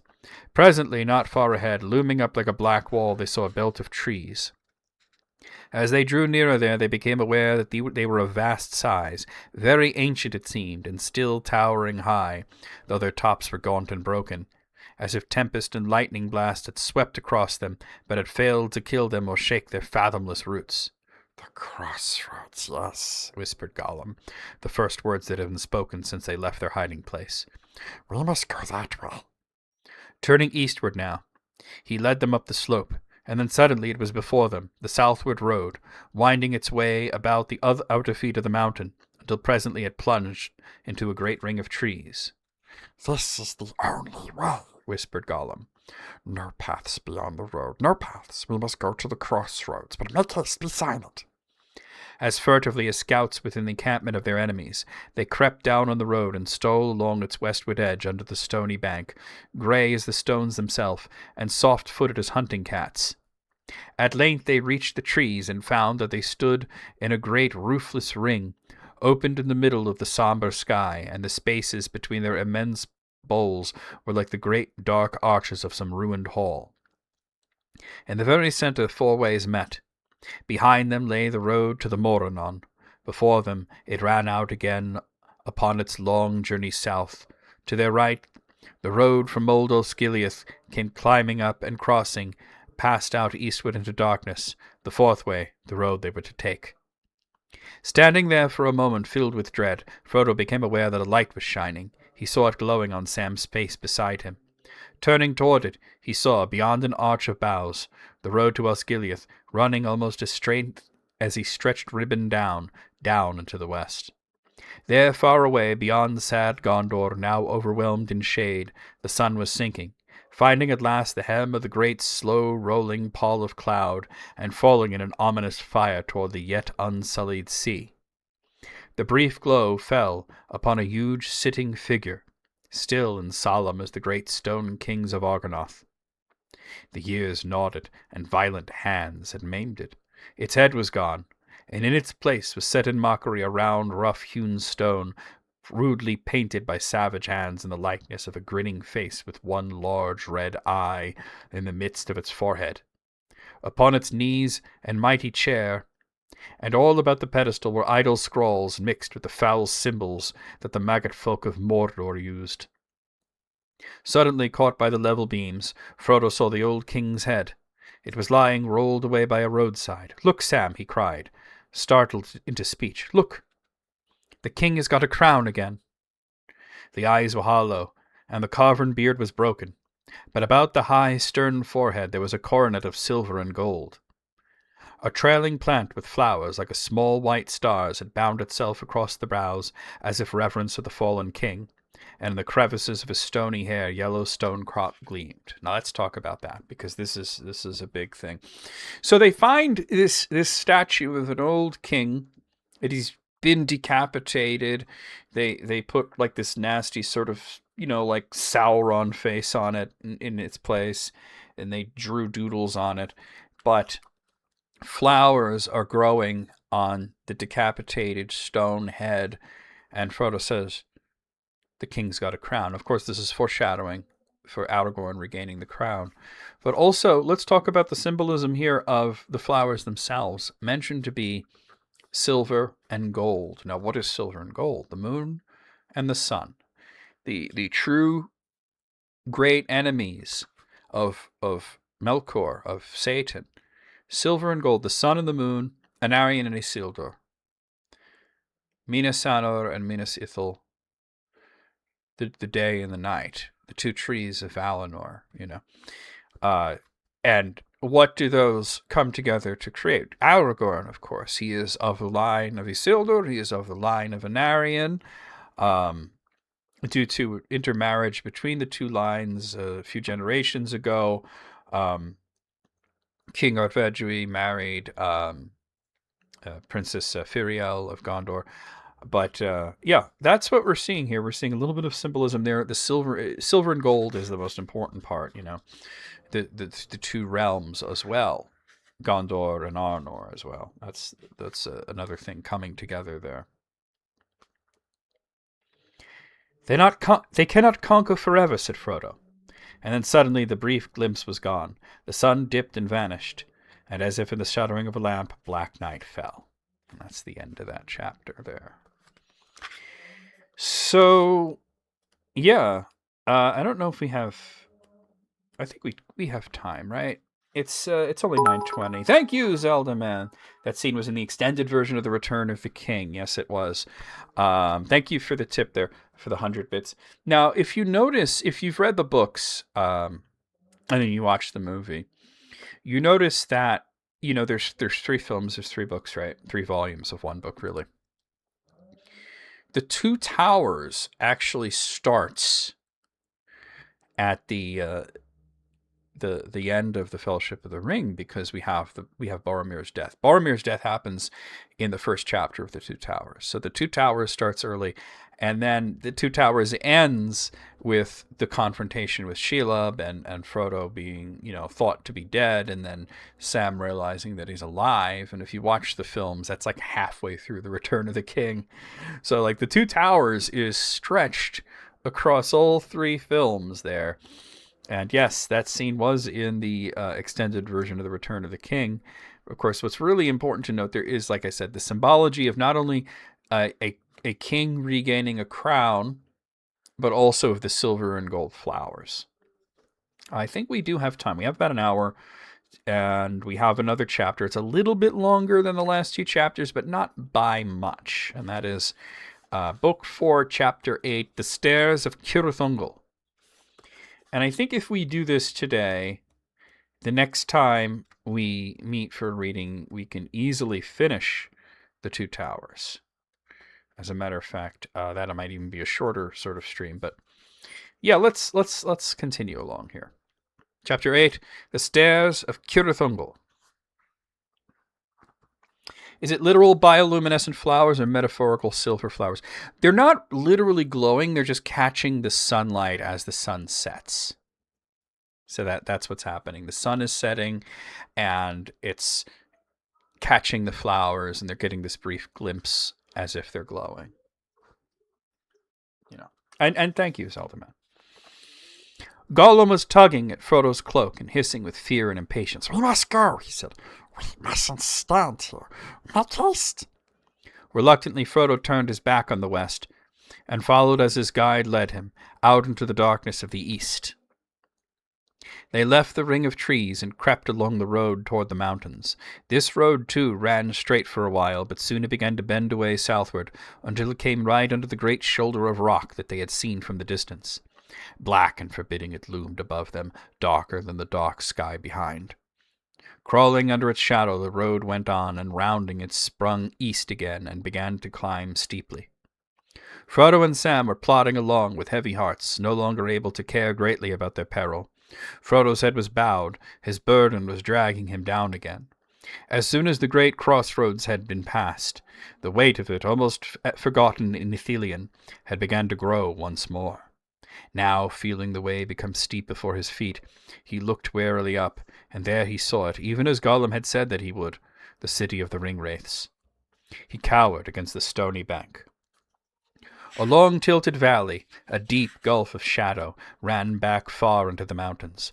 Upon the further side, some way within the valley's arms, high in a rocky seat upon the black knees of the Efelduath, stood the walls and the towers of Minas Morgul. All was dark about it, earth and sky, but it was lit with light. Not the imprisoned moonlight welling through the marble walls of Minas Ithil long ago, tower of the moon, fair and radiant in the hollow of the hills. Paler indeed than the moon, ailing in some slow eclipse, was the light of it now, wavering and blowing like a noisome exhalation of decay.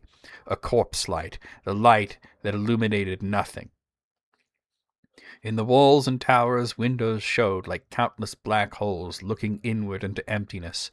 But the topmost course of the tower revolved slowly, first one way then another, a huge ghostly head leering into the night.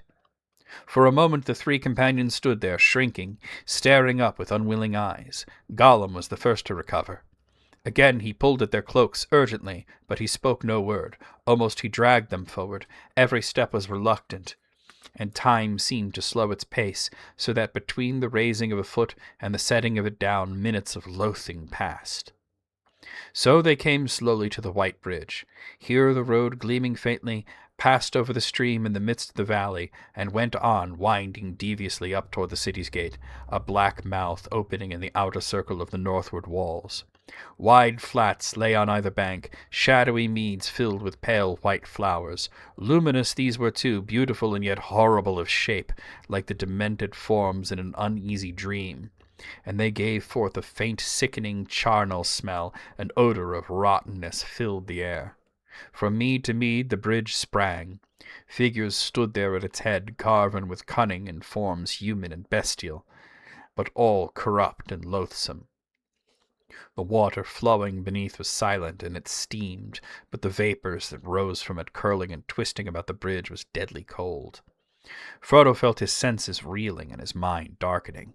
Then suddenly, as if some force were at work other than his own will, he began to hurry, tottering forward, his groping hands held out, his head lolling from side to side. Both Sam and Gollum ran after him.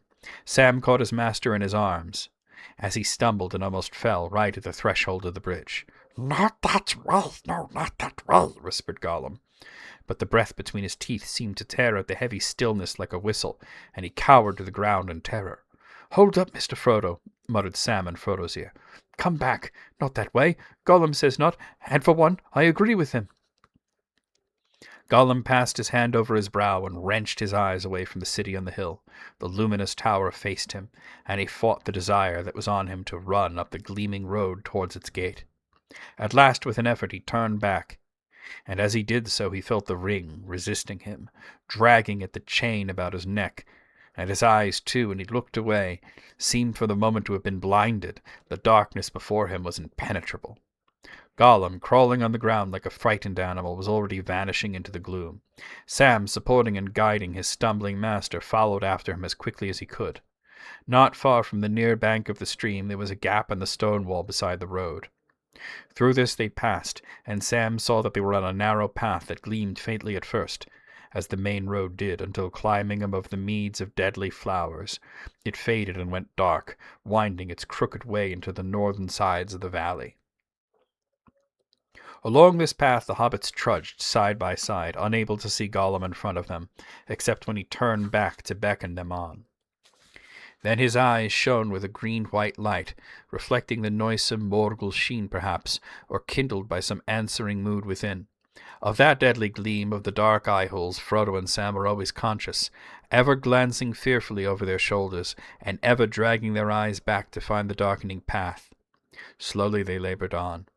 As they rose above their stench and vapors of the poisonous stream, their breath became easier and their heads clearer, but now their limbs were deadly tired, as if they had walked all night under a burden, or had been swimming long against a heavy tide of water. At last they could go no further without a halt. Frodo stopped and sat down on a stone. They had now climbed up to the very top of a great hump of bare rock. Ahead of them there was a bay in the valley side, and round the head of this path went on no more than a wide ledge with a chasm on the right. Across the sheer southward face of the mountain it crawled upward until it disappeared into the blackness above. "I must rest a while, Sam," whispered Frodo. "It's heavy on me, Sam, lad. Very heavy. I wonder how far I can carry it. Anyway, I must rest before we venture on to that." He pointed to the narrow way ahead. "Shh, shh," hissed Gollum, hurrying back to them. "Shh." His fingers were on his lips, and he shook his head urgently. Tugging at Frodo's sleeve, he pointed towards the path, and Frodo would not move. "Not yet," he said, "not yet." Weariness and then more weariness oppressed him. It seemed as if a heavy spell were laid on his mind and body. "I must rest," he muttered. At this, Gollum's fear and agitation became so great that he spoke again, hissing behind his hand as if to keep the sound from unseen listeners in the air. "Not here, no. Not rest here. Fools! Eyes can see us. When they come to the bridge, they will see us. Come away. Climb, climb, come." "Come, Mr. Frodo," said Sam. "He's right again. We can't stay here." "All right," said Frodo in a remote voice, as if one speaking half asleep. "I will try." Warily he got to his feet. But it was too late. At that moment the rock quivered and trembled beneath them. The great rumbling rose, louder than ever before, rolled in the ground and echoed in the mountains. Then, with searing suddenness, there came a great red flash. Far beyond the eastern mountains it leapt into the sky and splashed the lowering clouds with crimson. In that valley of shadow and cold, deathly light, it seemed unbearably violent and fierce. Peaks of stone and ridges like notched knives sprang out and staring back against the uprising flame in Golgoroth. Then came a great crack of thunder, and Minas Morgul answered. There was a flare of livid lightnings, forks of blue flame springing up from the tower, and from the encircling hills and the sullen clouds. The earth groaned, and out of the city there came a cry, mingled with harsh, high voices of birds of prey, and the shrilling neighing of horses. Wild with rage and fear, there came a rending screech, shivering, rising swiftly to a piercing pitch beyond the range of hearing. The hobbits wheeled round towards it, and cast themselves down, holding their hands upon their ears. As the terrible cry ended, falling back through a long, sickening wail to silence, Frodo slowly raised his head. Across the narrow valley, now almost on a level with his eyes, the walls of the evil city stood, and its cavernous gate, shaped like an open mouth with gleaming teeth, was gaping wide. And out of the gate an army came.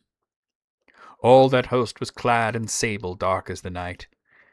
Against the wan walls and the luminous pavement of the road, Frodo could see them, small black figures in rank upon rank, marching swiftly and silently, passing outwards in an endless stream. Before them went a great cavalry of horsemen, moving like ordered shadows, and at their head was one greater than all the rest, a rider, all black save that on his hooded head he had a helm, like a crown that flickered with a perilous light.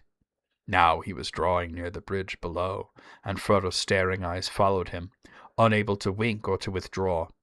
Surely there was the Lord of the Nine Riders returned to earth to lead his ghastly host to battle.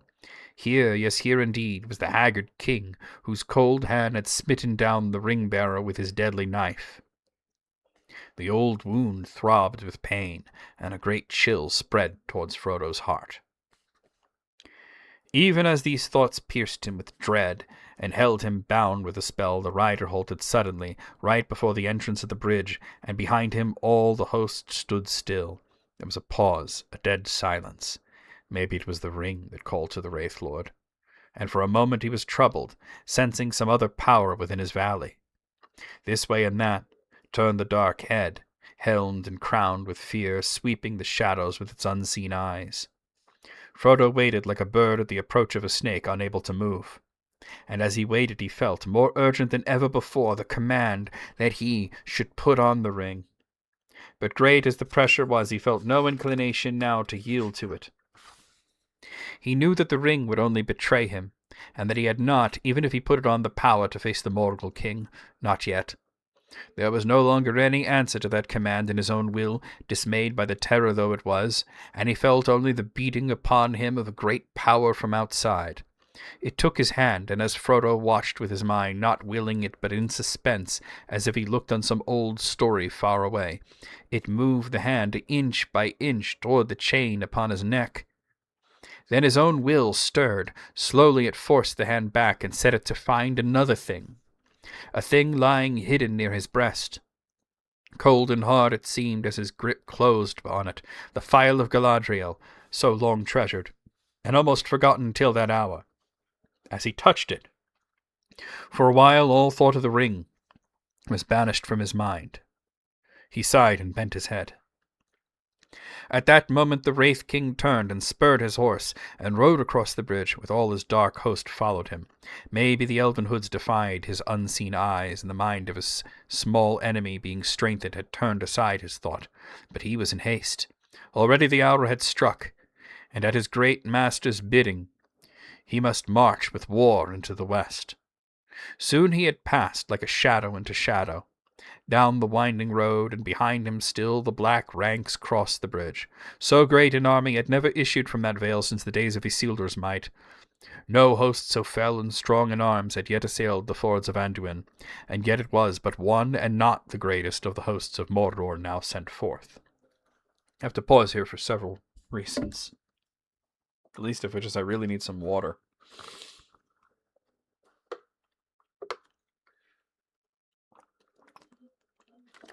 So I talked about this very recently. I think it was episode 141. I'm not entirely sure exactly which episode it was. About a little bit of foreshadowing here. Somebody And I believe it was somebody specifically from YouTube, had asked me about this line here. The ring would only betray him, and that he had not, even if he put it on, the power to face the Mordor king. Not yet. And then I was asked, is that, in fact, foreshadowing that Frodo will not destroy the ring? I said, of course it is. Of course it is, yes. It's not the first time that it's foreshadowed. It was foreshadowed, right at the beginning, when Frodo was asked to throw the ring into his own fireplace and could not do it, even though he knew, because it had been demonstrated to him, that his fireplace was not hot enough to harm the ring, not even hot enough to warm up the ring. So the ring has become precious to him. But we also see a little bit of the old stories coming in, because he's being forced by the mere presence of the Witch King, who is a lot more powerful than he was the last time that he had run into him, to bring his hand to the ring. And instead, he manages with his own will to guide his hand instead to the Phial of Galadriel. And we're going to talk a lot about the Phial in just a bit. I believe it's in this chapter. It has to be in this chapter, actually. Because Sam is going to figure out something about the Phial of Galadriel, which he calls the Starglass, that's incredibly important and shows how the Lord of the Rings and the Silmarillion really are just one work, split across, time and split across different volumes, but they are really one work. It's all the same story, But I wanted to bring up that, yes, that is showing it. Yes, Frodo can't destroy the ring. Nobody could really destroy the ring. Nobody has that kind of will. He's not even in Mordor yet, and yet he's already, sorely tempted, and he starts to think about, I might, at some point, become powerful enough to challenge the Witch King, and maybe even Sauron. Which is incredibly foolish, but that's where his mind is starting to go as he gets closer and closer to Sammath Naur. Let's continue now. Frodo stirred, and suddenly his heart went out to Faramir. The storm has burst at last, he thought. This great array of spears and swords is going to Osgiliath. Will Faramir get across in time? He guessed it, but did he know the hour? And who can now hold the fords when the king of the Nine Riders comes, and other armies will come? I am too late. All is lost. I tarried on the way. All is lost. Even if my errand is performed, no one will ever know. There will be no one I can tell. It will be in vain. Overcome with weakness, he wept, and still the host of Morgul crossed the bridge. Then, at a great distance, as if it came out of the memories of the Shire, some sunlit early morning, when the day called and doors were opening, he heard Sam's voice speaking. "Wake up, Mr. Frodo, wake up." Had the voice added, "Your breakfast is ready," he would hardly have been surprised. Certainly Sam was urgent. "Wake up, Mr. Frodo, they're gone," he said. There was a dull clang. The gates of Minas Morgul had closed.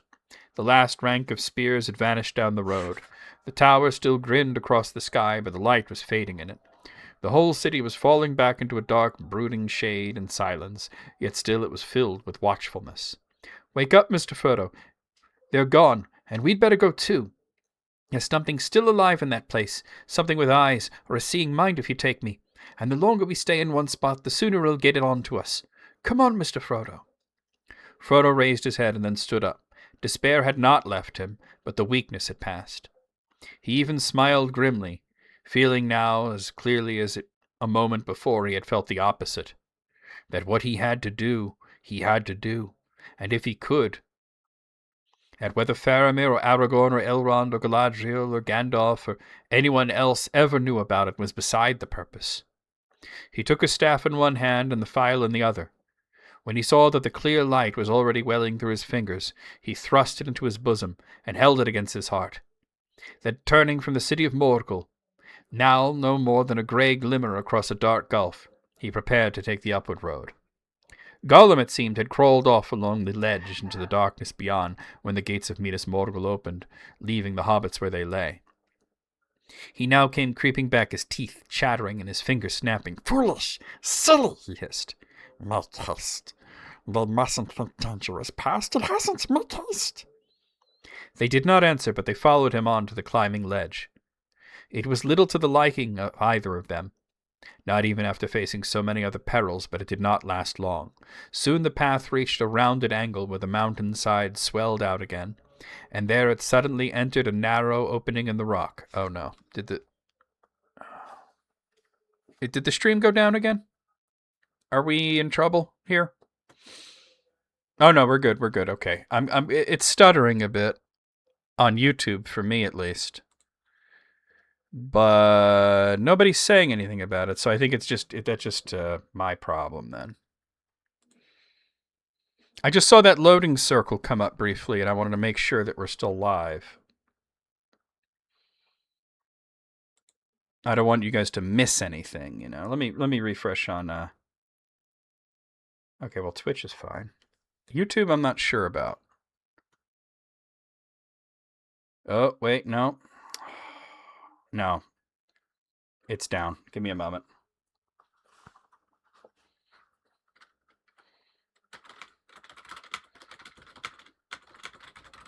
Yeah.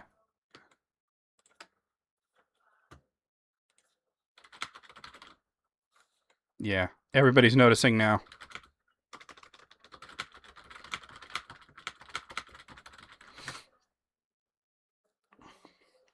This is starting to become... Oh, no. All right, it was down too long. The YouTube live ended. That's bad. This only happens when I'm doing this, and I'm going to have to figure out exactly what the issue is. I could see it trying to reconnect.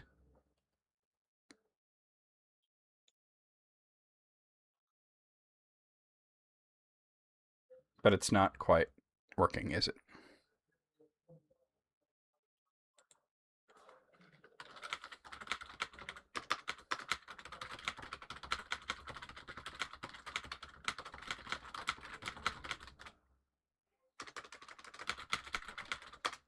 Okay, let me try to reconnect.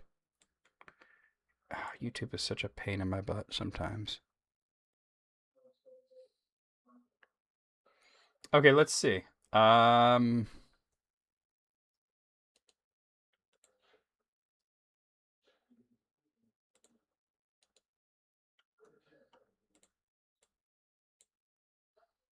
Hopefully this worked.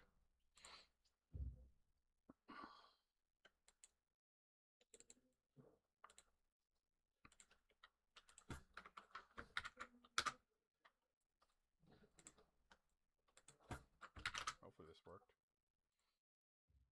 Okay, I think we're good. We're good? Okay. I am streaming only to YouTube. I decided that I had to prioritize one or the other. Okay, I think we're good. We're good? Okay. I am streaming only. Oh, I have to mute myself. I decided that I had to prioritize one or the other. All right, I'm sorry guys. Obviously this has been an ordeal. We got through almost the entire stream before it became an issue. I'm going to have to okay. I'm going to have to let me mute that so I don't hear myself on a delay. Yeah, because I'm only streaming to one platform. Prior to getting a new computer, I was able to dual stream to both with no issues. But ever since I got the new computer, I noticed that dual streaming to both has been kind of sketchy. And some days it really doesn't work that well. And unfortunately today is one of those days. And we got through most of it. But and now I'm going to have to make the lives private after this and edit the recordings together into a video and then upload that, which is not fun. Hey, Chain, yeah. So I'm going to have to maybe contact Streamlabs support and talk to them about the issues that I've been having with dual streaming on Thursdays and how it's sort of like not working all that well when it used to work better. So we're here. Hey, Ted. Okay, Ted found his way over. So people from the Twitch stream, I put the link to the YouTube stream in the Twitch chat so that people could come over and we can finish. I'm going to try to get through this, but I'm going to have to contact Streamlabs support and find out what the issue is. The worst case scenario is that Tolkien streams on Thursdays might be only on YouTube until I can get this fixed. Because like obviously Twitch is where like my main home is for streaming, and that's where I stream every day. But for Tolkien streams, if I have to prioritize one or the other, the views are a lot higher on YouTube. So let's finish this. I'm going to back up a little bit because obviously it went down. And I'm going to have to edit the pieces together, which is not fun. But let's back up just a little bit here. Frodo raised his head, then stood up. Despair had not left him, but the weakness had passed. He even smiled grimly, feeling now as clearly as a moment before that he had felt the opposite, that what he had to do, if he could, and that whether Faramir or Aragorn or Elrond or Galadriel or Gandalf or anyone else ever knew about it was beside the purpose. He took his staff in one hand and the file in the other. When he saw that the clear light was already welling through his fingers, he thrust it into his bosom and held it against his heart. Then turning away from the city of Mordor, now no more than a grey glimmer across a dark gulf, he prepared to take the upward road. Gollum, it seemed, had crawled off along the ledge into the darkness beyond when the gates of Minas Morgul opened, leaving the hobbits where they lay. He now came creeping back, his teeth chattering and his fingers snapping. Foolish city! Silly, he hissed. Make haste. They mustn't think danger is past. It hasn't. Make haste. They did not answer, but they followed him on to the climbing ledge. It was little to the liking of either of them, not even after facing so many other perils, but it did not last long. Soon the path reached a rounded angle where the mountainside swelled out again, and there it suddenly entered a narrow opening in the rock. They had come to the first stair that Gollum had spoken of. The darkness was almost complete, and they could see nothing much beyond their hands' stretch. But Gollum's eyes shone pale several feet above as he turned back toward them. Careful, he whispered. Steps. Lots of steps. Must be careful. Care was certainly needed. Frodo and Sam at first felt easier, now having a wall on either side. But the stairway was almost as steep as a ladder, and as they climbed up and up, they became more and more aware of the long black fall behind them. And the steps were narrow, spaced unevenly, and often treacherous. They were worn and smooth at the edges, and some were broken, and some were cracked as foot was set upon them. The hobbits struggled on until at last they were clinging with desperate fingers to the steps ahead, and forcing their aching knees to bend and straighten. And ever as the stair cut its way deeper into the sheer mountains, the rocky walls rose higher and higher above their heads. I didn't like the way they did this in the movie, by the way, because it made it seem really like it wasn't stairs at all. Now, yes, it is very steep stairs, but it's straight up, not winding back and forth, and they have walls on either side, So I felt that the way they did the stair of Cirith Ungol in the movie was a little bit extra, like they felt, well, that's not dangerous enough, let's make it even crazier. Because this has to be a stair that somebody would use, So to think that the way they had it in the film, I thought was kind of ridiculous. At length, just as they felt they could endure no more, they saw Gollum's eyes peering down at them again. We're up, he whispered. First stairs past. Clever hobbits to climb so high, very clever hobbits. Just a few more little steps, that's all, yes. Dizzy and very tired, Sam and Frodo following him, crawled up the last step and sat down rubbing their legs and knees. They were in a deep, dark passage that seemed still to go up before them, though at a gentler slope and without steps. Gollum did not let them rest long. There's another stair still, he said. Much longer stair. Rest when we get to the top of next stair. Not yet. Sam groaned. Longer, did you say? He asked. Yes, longer, said Gollum. but not so difficult. Hobbits have climbed the straight stair. Next comes the winding stair. And what after that? Said Sam. We shall see, said Gollum softly. Oh, yes, we shall see. I thought you said there was a tunnel, said Sam. Isn't there a tunnel or something to go through? Oh, yes, there's a tunnel, said Gollum. But hobbits can rest up before they try that. If they get through that, they'll be nearly at the top. Very nearly if they get through. Oh, yes. Frodo shivered. The climb had made him sweat. But now he felt cold and clammy, and there was a chill draught in the dark passage, blowing down from the invisible heights above. He got up and shook himself. Well, let's go on, he said. This is no place to sit in. The passage seemed to go on for miles, and always the chill air flowed over them, rising as they went on to a bitter wind. The mountains seemed to be trying with their deadly breath to daunt them, to turn them back from the secrets of the high places, or to blow them away in the darkness behind. They only knew that they had come to the end, when suddenly they felt no wall at their right hand. They could see very little. Great black shapeless masses and deep grey shadows loomed above them and about them, but now and again a dull red light flickered up under the lowering clouds, and for a moment they were aware of tall peaks, in front and on either side like pillars holding up a vast sagging roof. They seemed to have climbed up many hundreds of feet onto a wide shelf. A cliff was on their left and a chasm on their right. Gollum led their way very close under the cliff. For the present they were no longer climbing, but the ground was now more broken and dangerous in the dark, and there were blocks and lumps of fallen stone in the way. Their going was slow. Let's try that again. Their going was slow and cautious. How many hours had passed since they had entered the Morgul Vale, neither Sam nor Frodo could any longer guess. The night seemed endless. At length they were once more aware of a wall looming up, and once more a stairway opened before them. Again they halted, and again they began to climb. It was a long and weary ascent, but this stairway did not delve into the mountainside. Here the huge cliff face sloped backwards, and their path like a snake wound to and fro across it.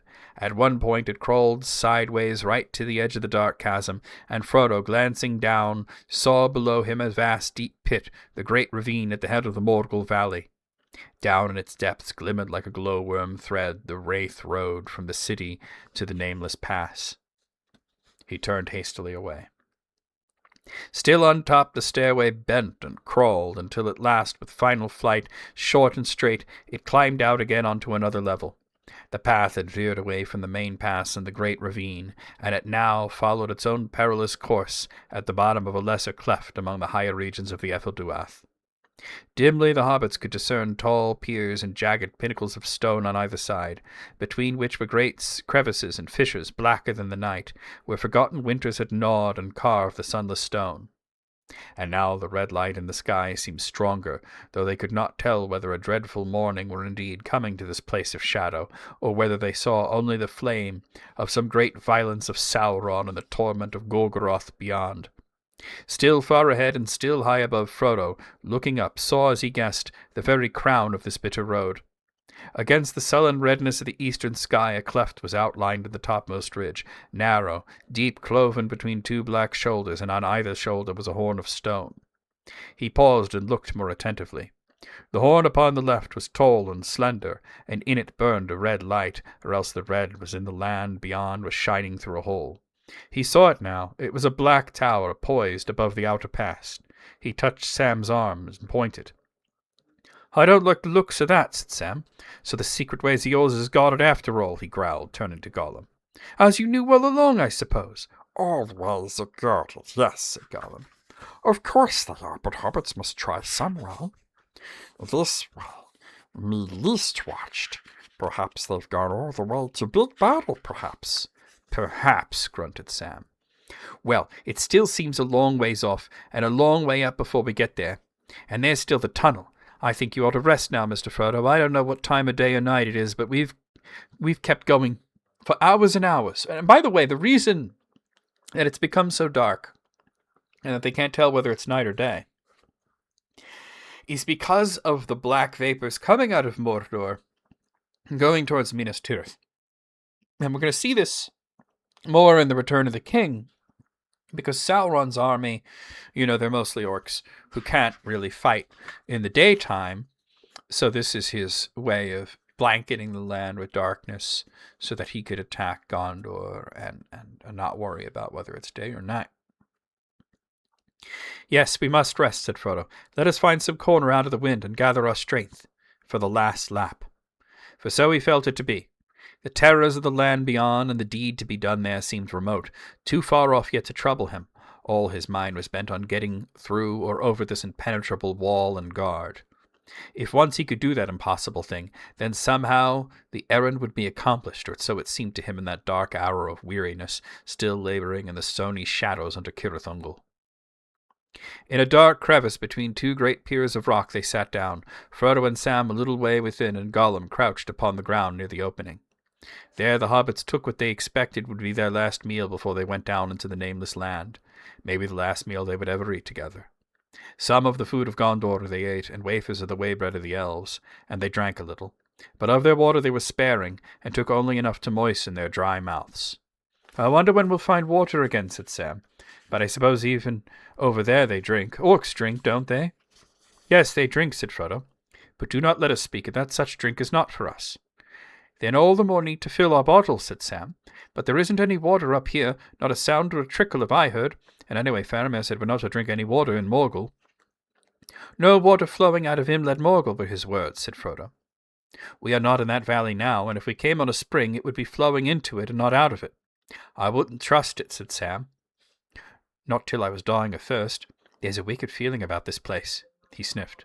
And a smell, I fancy. Do you notice it? A queer kind of smell, stuffy. I don't like it. I don't like anything here at all, said Frodo. Step or stone, breath or bone, earth, air, and water all seem accursed, but so our path is laid. Yes, that's so, said Sam, and we shouldn't be here at all if we'd known more about it before we started, but I suppose it's often that way. The brave things in the old tales and songs, Mr. Frodo. What do orcs drink? Dark wine. We sort of went into this in book 3. The thing that they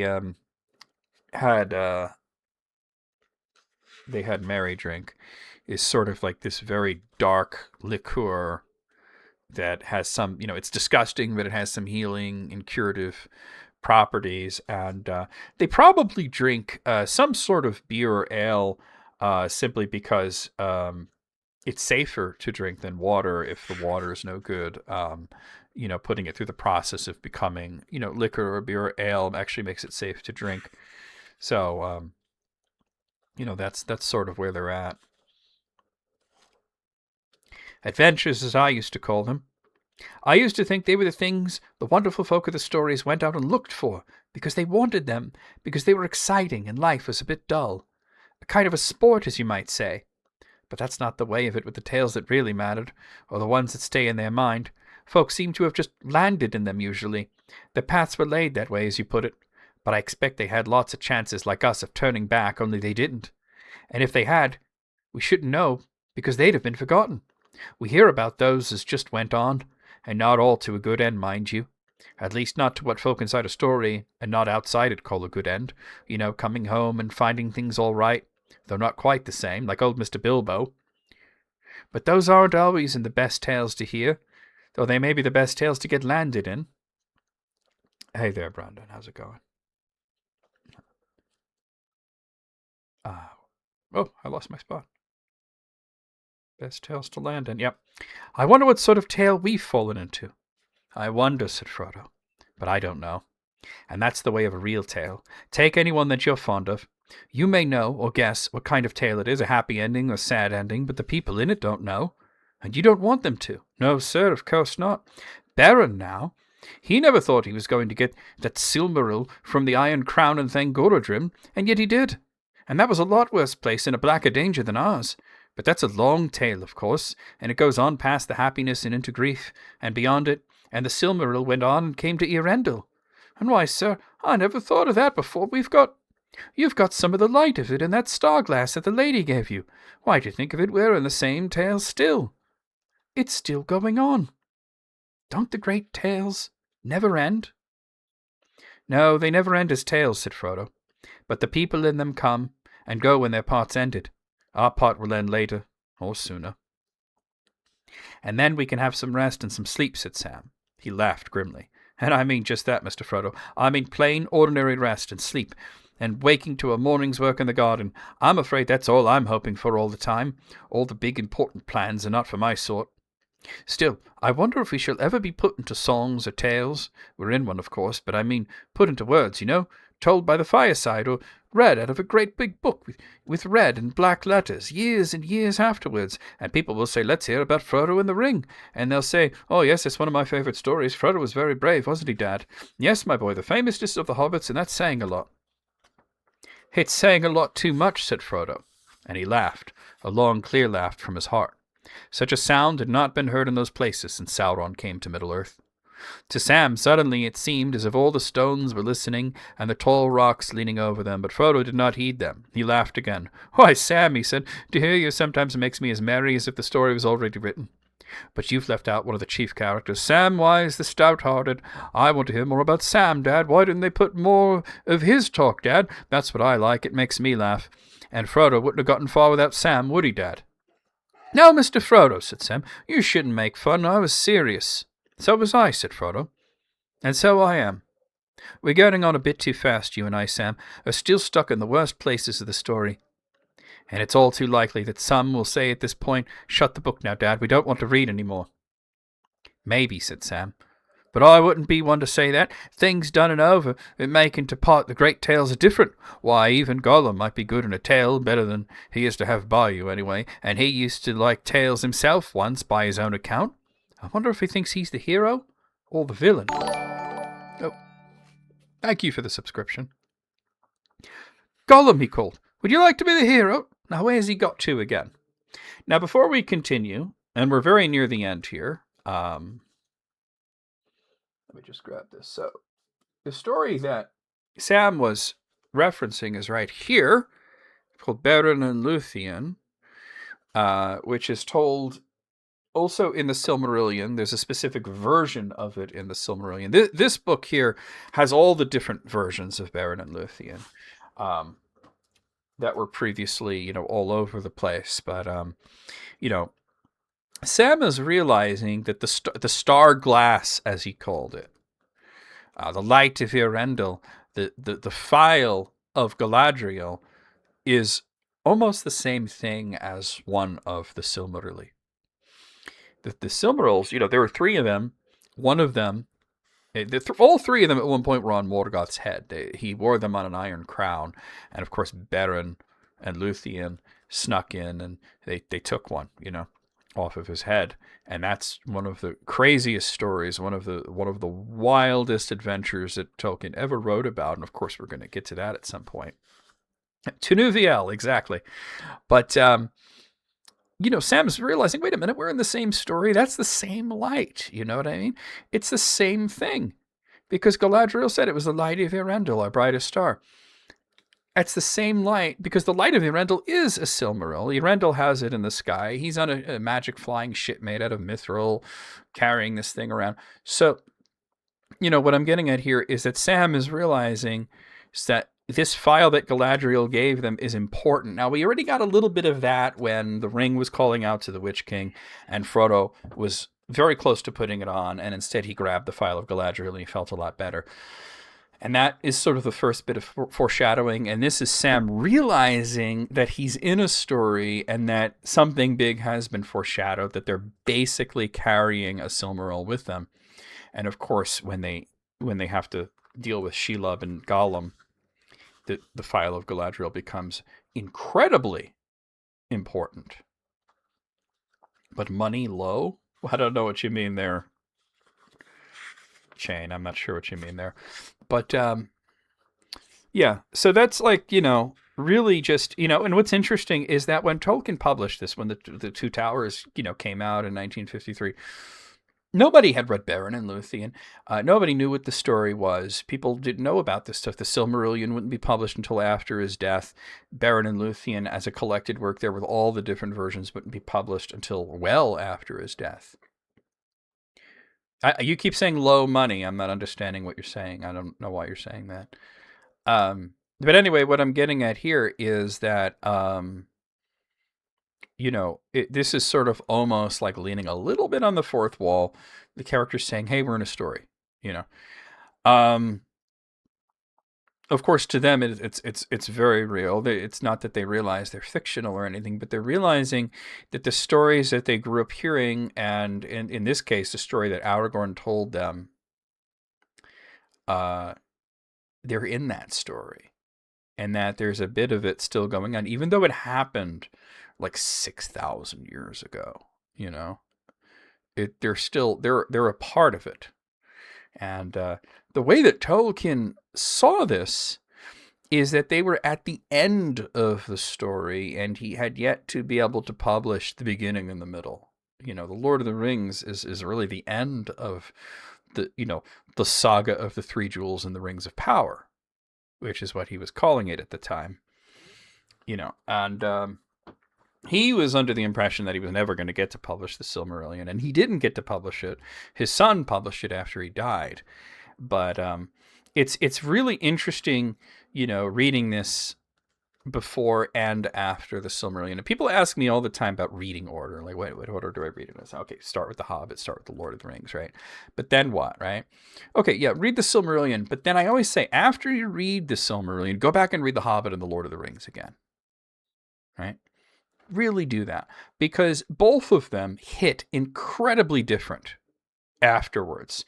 Not because you're reading it in, sequential order, but because you're realizing that there's all these times where they just throw out names of places and things that happened in the past, and you just think it's just like kind of flavor text the first time you go through it. He's talking about Beren and Luthien, or Tenuviel as she was also called, and then after you read all that, you're like, oh my God, I thought that was just, something that happened, some story, and I'm saying, wow, whoa, hold on. He's saying it's a Silmaril. He's saying all this stuff that you kind of like, go over and think, oh, he's just world building, right? He's not world building. The world building happened in the Silmarillion.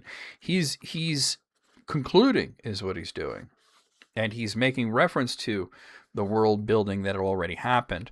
Now, I wouldn't recommend that anybody start with the Silmarillion, because it's a pretty tough read if you've never read this sort of stuff, but definitely start with The Hobbit and The Lord of the Rings. But after you read the Silmarillion and Unfinished Tales, I would recommend too, go back and read The Hobbit and The Lord of the Rings a second time, because it's eye-opening. Even The Hobbit has a lot of the Silmarillion in it, which we talked about when we streamed me reading The Hobbit. All right, we've only got like a little bit left.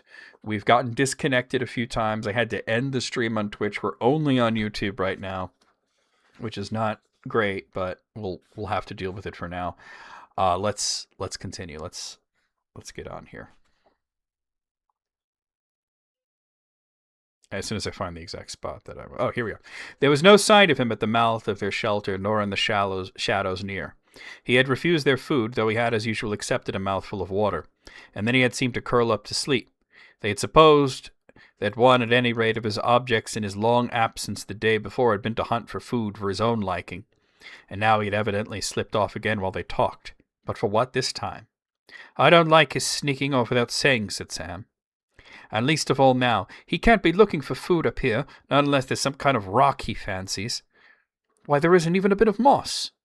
It's no good worrying about him now, said Frodo. He couldn't have gone too far, not even within sight of the pass, without him, or so we'll have to put up with his ways. If he's false, he's false. All the same, I'd rather have him under my eye, said Sam. All the more so if he's false. Do you remember he would never say if this pass was guarded or no?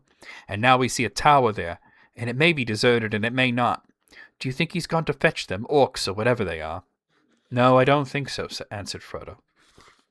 Even if he's up to some wickedness, and I suppose that's not unlikely, I don't think it's not that, not to fetch orcs or any servants of the enemy. Why wait till now and go through all the labour of the climb and come so near the land he fears? He could probably have betrayed us to orcs many times since we met him.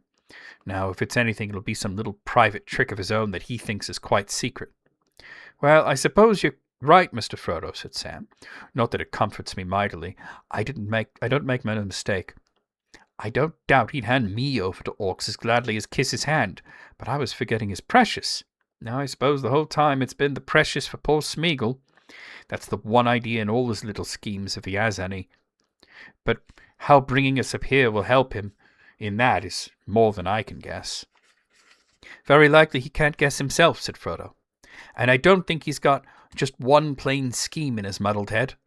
I think he really is in part trying to save the precious from the enemy, as long as he can. For that would be the last disaster for himself too, if the enemy got it. And in the other part, perhaps, he's just biding his time and waiting on chance. Yes, slinker and stinker, as I've said before," said Sam. "But the nearer they get to the enemy's land, the more like Stinker Slinker will get. Mark my words. If ever we get to the pass, he won't let us really take this precious thing over the border without making some kind of trouble." "We haven't got there yet," said Frodo. "No, but we'd better keep our eyes skinned till we do. If we're caught napping, Stinker will come out on top pretty quick. Not but what it would be safe for you to have a wink now, master. Safe if you lay close to me. I'll be dearly glad to see you have a sleep. I'd keep watch over you, and anyway, if you lay near with my arm round you, no one could come pawing at you without your Sam knowing it." "Sleep," said Frodo, and sighed, as if out of a desert he had seen a mirage of cool green. "Yes, even here I could sleep." "Sleep then, master. Lay your head in my lap." And so Gollum found them hours later when he returned, crawling and creeping down the path under the gloom ahead. Sam sat propped against the stone, his head dropping sideways and his breathing heavy. In his lap lay Frodo's head, drowned deep in sleep. Upon his white forehead lay one of Sam's brown hands, and the other lay softly upon his master's breast.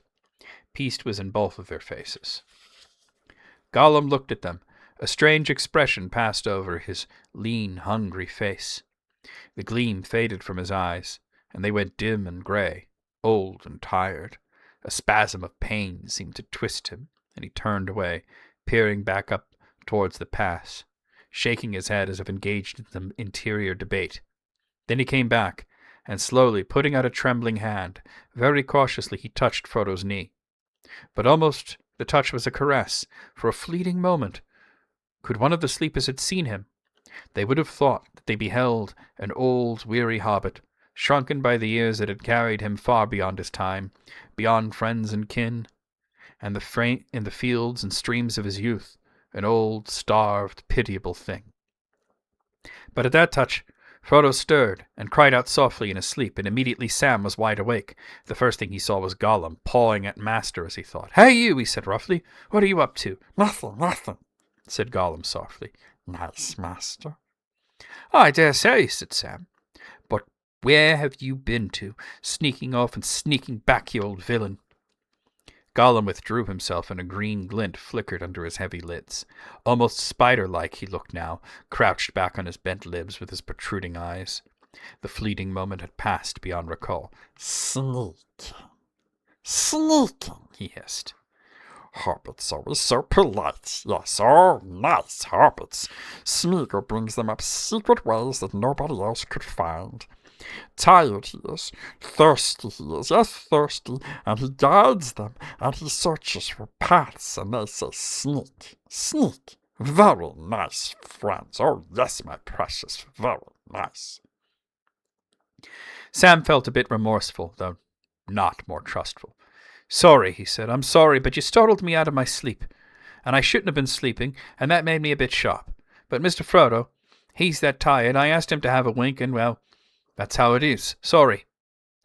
"But where have you been to?" "Sneaking," said Gollum. And the green glint did not leave his eyes. "Oh, very well," said Sam. "Have it your own way. I don't suppose it's so far from the truth. And now we'd better all be sneaking along together. What's the time? Is it today or tomorrow?" "It's tomorrow," said Gollum. "Or this was tomorrow when hobbits went to sleep. Very foolish, very dangerous, if poor Smeagol wasn't sneaking about to watch." "I think we shall get tired of that word soon," said Sam. "But never mind. I'll wake Master up." Gently he smoothed the hair back from Frodo's brow, and bending down, spoke softly to him. "Wake up, Mr. Frodo, wake up." Frodo stirred and opened his eyes and smiled, seeing Sam's face bending over him. "Calling me early, aren't you, Sam?" he said. "It's dark still." "Yes, it's always dark here," said Sam, "but Gollum's come back, Mr. Frodo, and he says it's tomorrow. So we must be walking on, the last lap." Frodo drew a deep breath and sat up. "The last lap," he said. Hello, Smeagol. Found any food? Have you got any rest? No food, no rest, nothing for Smeagol, said Gollum. He's a sneak. Sam clicked his tongue but restrained himself. Don't take names to yourself, Smeagol, said Frodo. It's unwise, whether they're true or false. Smeagol has to take what's given to him, answered Gollum. He was given that name by kind Master Samwise, the hobbit that knows so much. Frodo looked at Sam. Yes, sir, he said. I did use that word, waking up out of my sleep suddenly and finding him at Ham. I said I was sorry, but I soon shan't be. Come, let it pass then, said Frodo. But now we seem to have come to the point, you and I, Smeagol. Tell me, can we find the rest of our way by ourselves? We're in sight of the pass, of a way in, and if we could find it out now, then I suppose our agreement can be said to be over. You can have done what you've promised, and you're free. Free to go back to food and rest, wherever you wish to go, except to servants of the enemy. And one day I may reward you, I, or those that remember me. No, not yet, Gollum whined. Oh, no. They can't find the way themselves, can they? Oh, no, indeed. That's the tunnel coming. Smeagol must go on. No rest, no food. Not yet. And that's where we're going to stop. So there's only 2 more chapters. We'll finish that next time. Yeah, Shelob's Lair and the Choices of Master Samwise, which is not very long, really. We might even... I don't know if I'd want to start the Return of the King in a 2 Tower stream, because I like them all to sort of be in their own playlists. But yeah, that's the end of that chapter. And you can see, that there was a moment of well, there's been not just one moment, but a few moments of Gollum, who is planning to lead them into Shelob's lair and have Shelob kill them and suck them dry and eat them, and then he could come in and, go through the bones and the clothes that are left behind and take the One Ring. And then he'd be off somewhere, probably to Moria or some other place that he could find that's very dark and deep, where Sauron would never find him. And he wouldn't lose the ring again so easily. He would learn from his past mistakes, and also from what Bilbo had done and what Frodo had done. Keep it on a chain, probably. But yeah, he had this moment where he saw them resting, and he was, almost like his old self again. Not that he was ever a good person, but that he had this feeling of, oh, man, what am I really doing here? These guys have actually been really, really good to me. Yeah, there were a few parts that were kind of rough, but, am I really going to do this, And then, of course, Sam wakes up and reacts the way that he reacts, which is, even though he apologizes for it multiple times, he kept saying, sorry, sorry, sorry. Now Gollum is going to latch on to that. It's like, I knew it. I knew these guys were no good. I knew they were never going to treat me right, And of course, there's nothing that's ever going to stop him from trying to get the ring, and Tolkien once sort of went through this hypothetical. And the hypothetical was really, what would happen if Gollum and Frodo really did become close, and that Gollum didn't try to kill them, and continued this growing bond that he had, gotten with Frodo, that Sam had come between and that Faramir had come between. And the answer really is that nothing could ever stop him from trying to take the One Ring, because he's just so consumed with it.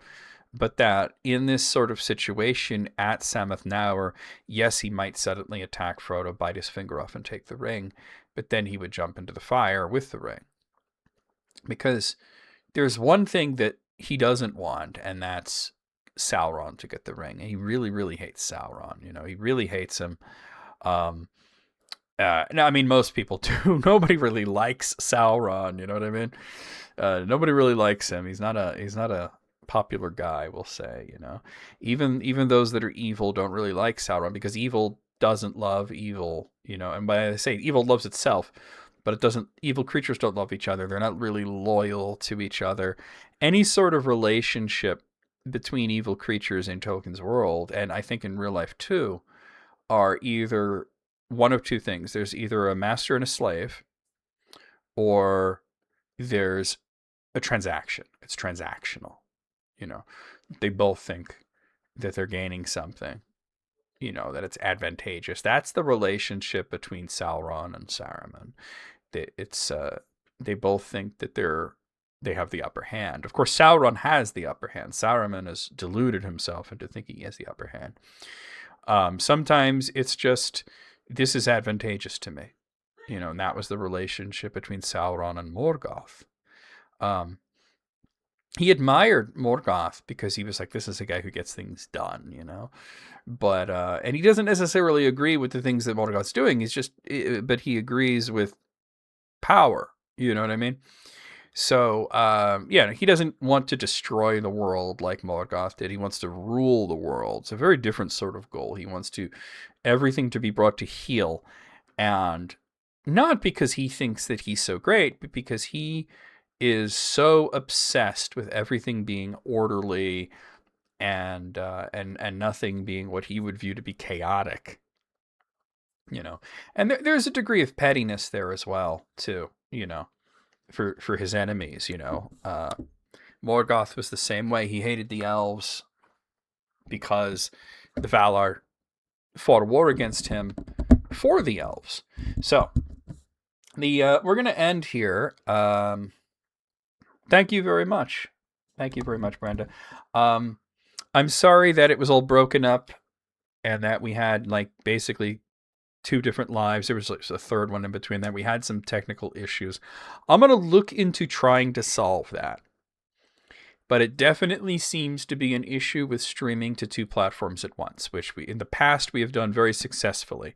But there's something that changed, or something that I need to change to make it work. Because the stream issues only stopped once I stopped streaming to Twitch, and I basically said, all right, let's just stream to YouTube. And unfortunately, even though just about everybody came over from Twitch to YouTube because I linked them, we still lose viewers when people are watching and the live ends. Even though I put the URL to the new one in there, it's still, you know, people find other things to watch. So it really, really just isn't ideal. So, unless, and thank you, Ted. Thank you. Yeah. Yeah, we're gonna have to go over the movies at some point and really in great detail and explain what did they get right, what did they get wrong, you know. Although like I really want to focus on the books right now, but at some point we're gonna have to turn our back to the adaptations as well. But if I can't solve this issue easily, Tolkien streams may be exclusive to YouTube for a little while until I can solve the issue that we've been having. That being said, if you are somebody like, for example, Ted there, who normally watches me on Twitch, you guys pretty much know the schedule, and that I will be live tomorrow afternoon playing Dragon Quest II. And then on Saturday with, we're going to start Xenoblade Chronicles 3, you know, and Sunday we have Mega Man X Command Mission. I should be over here, by the way. And, you know, and then from then on, you guys know the schedule every day. If you're watching on YouTube, you're wondering, well, what happens next Thursday? Next Thursday is the 19th of February, and we're going to, it's going to be more of the Two Towers, but it's going to be the video game. We're going to go back to the video game. And I recommend, if you're watching on YouTube and you're not a channel member, be at the live, because the lives afterwards will be members only. And the reason for that is because I can't fight a dozen different copyright battles every time I do one of these, because they show clips from the movies, and it's, you know, it's difficult to get through like that, you know. I had 12 different clips on different copyright claims on the first one, you know, mostly for music, but you know, it's just to get it all untangled takes a very, very long time. It's like 2 weeks per claim, you know. So the plan right now is everybody will be able to watch me play the Two Towers game live. We'll probably finish it. It's not a super long game. And then afterwards, if you want to watch it, you know, video on demand, you're going to have to be a channel member because I can't put ads on it. And then in 3 weeks, which will be not February, but it'll be March the 5th, we'll have the Council of Tolkien. It'll be me and Matt and Sid again. So, you know, and we have some really cool plans for that. And then on the 12th of March, we'll be back to read the rest of the Two Towers. It might be a shorter stream, although we'll have to stop and talk a lot about the last 2 chapters, that, you know, especially about everything to do with Shelob and everything. But that being said, I thank you everybody that came by, and for those of you that have been watching the videos and coming to the lives and playing the quizzes and, you know, and everything, and joining as members and hyping and liking and all that stuff. And that all helps me out greatly, and I enjoy it too. But I'm just about out of voice at this point, and this is normally when we end anyway. So we'll see you guys next time. For those of you on YouTube, well, that's the only platform I'm on right now. We'll see you next week.